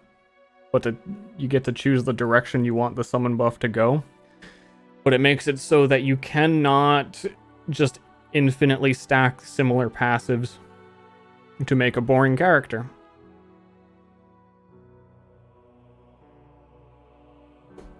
But getting a class done and understanding how it's going to be laid out is pretty important. But I think each class is going to end up being laid out a bit differently, and I didn't specifically think about what this one would need. I don't know, I'm just hungry. Doing a lot of explaining for really, I'm just hungry.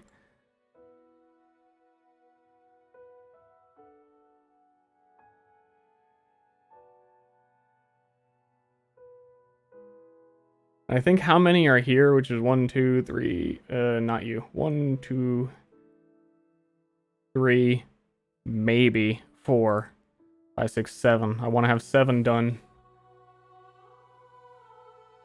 And enough choices for people to play with. And most of the, like, the actual abilities and passives and everything are already done. I just need to convert them to this new tooltip system and the scaling of how everything actually works. So I think realistically, once I get the frame, I could hopefully finish 1 a day. And then review them all in a day or 2 after that. Make sure I didn't do anything stupid. If that's going to happen or not, I don't know, because I got to start training for the freaking... It's like 2 weeks until Viking competition. And when my trainer gets back and I actually start doing shit again, it's very distracting.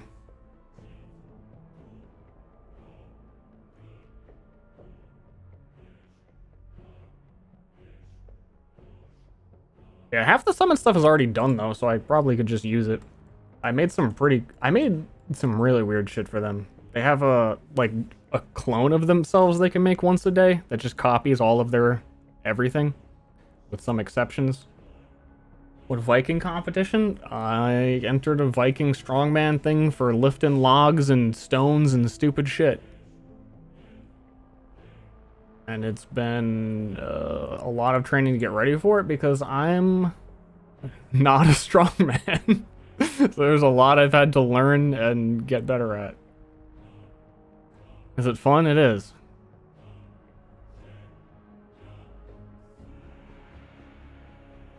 I'm looking forward to it a lot. But on a day where, like, on Sundays, I can end up spending... I'm, like, not home all day because I go to a barn to train, like, all day. And then on any day where I am meeting Trainer Man at his place, even though, like, I'm only there for an hour and a half, it just feels like it eats up so much time and energy that it's been really hard to focus. When I sit down, like, okay, let's work on Myriad, and my brain is just like, I am so exhausted. I don't know what I'm doing.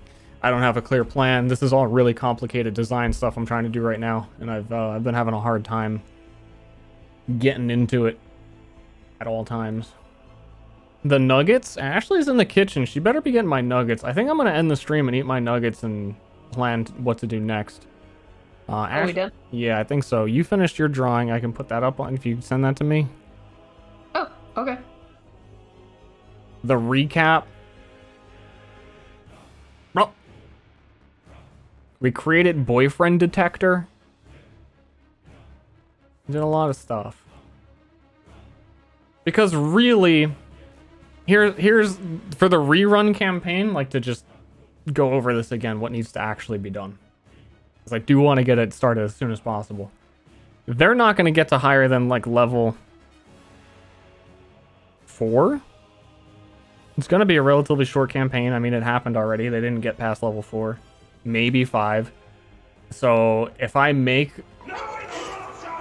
4 or 5 rows worth of choices of abilities here for a cultist, they will have a choice for every level. They don't have to be picked in order. Anything can be picked in any order. And all the ones down here are not associated skills, so any of these can be chosen. And that's already, how many we got? 3 by 5, 15. And they all scale independently on like other shit. Kids. So there's already a lot of variety within this class that's not done. Like I could get like 3 or 4 rows, which isn't hard because they're kind of dependent on each other, and the design space makes a lot of sense once you make one of them. And hopefully they all relate to the top signatures. So I obviously need things that deal psychic damage for the sanity one. So I'm gonna make those. But yeah, I want the bare minimum level of coherently complete so that I can, when I bring players on for a session 0, they can start making characters. And then once we do the session 0, there's going to need to be some time where their character art gets drawn and I prepare the campaign. But like, truthfully, on a week-to-week basis of like, I only need to run 1 session a week, I am so over-prepared. But what's the bottleneck? The bottleneck is the players needing a finished character creation. I gotta get these nugs. Here, you sent it to me, okay. This is what Ashley colored during the stream. A kind of sort of distinct non-copyright vampire situation going on there. There's not too much I can explain about the lore because not much of the world would know that lore, and I don't want to do no spoilers. They might make an appearance in whatever the next campaign is after the Sideways rerun one that Ashley would be a part in. Love her art style. She's awesome, but she's also muted, so she can't really... It's because I'm eating. Yeah. But you're thank you. You're a streamer, so... You're supposed to eat on mic. Never.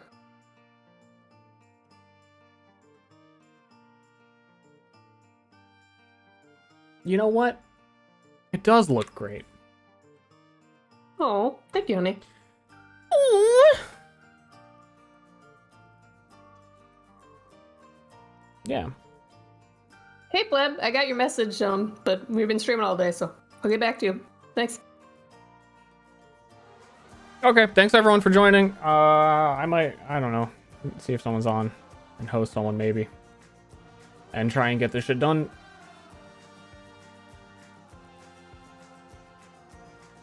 Thanks, everyone. Have a good holiday.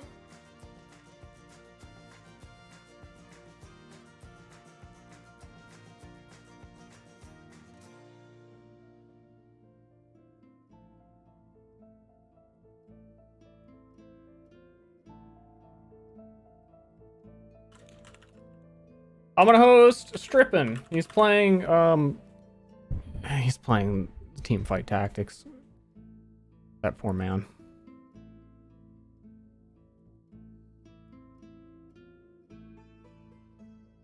Actually, no, I'm gonna be a streamer and do this correctly. And I hate raids. Fuck raids. You know what? No, fine. I'm doing raid.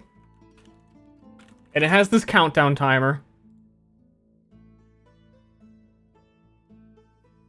It's 7. Oh shit. Oh shit. Do I end my stream? I don't know what I do. Am I supposed to give you some inane message to spam? Hello. Just say hello.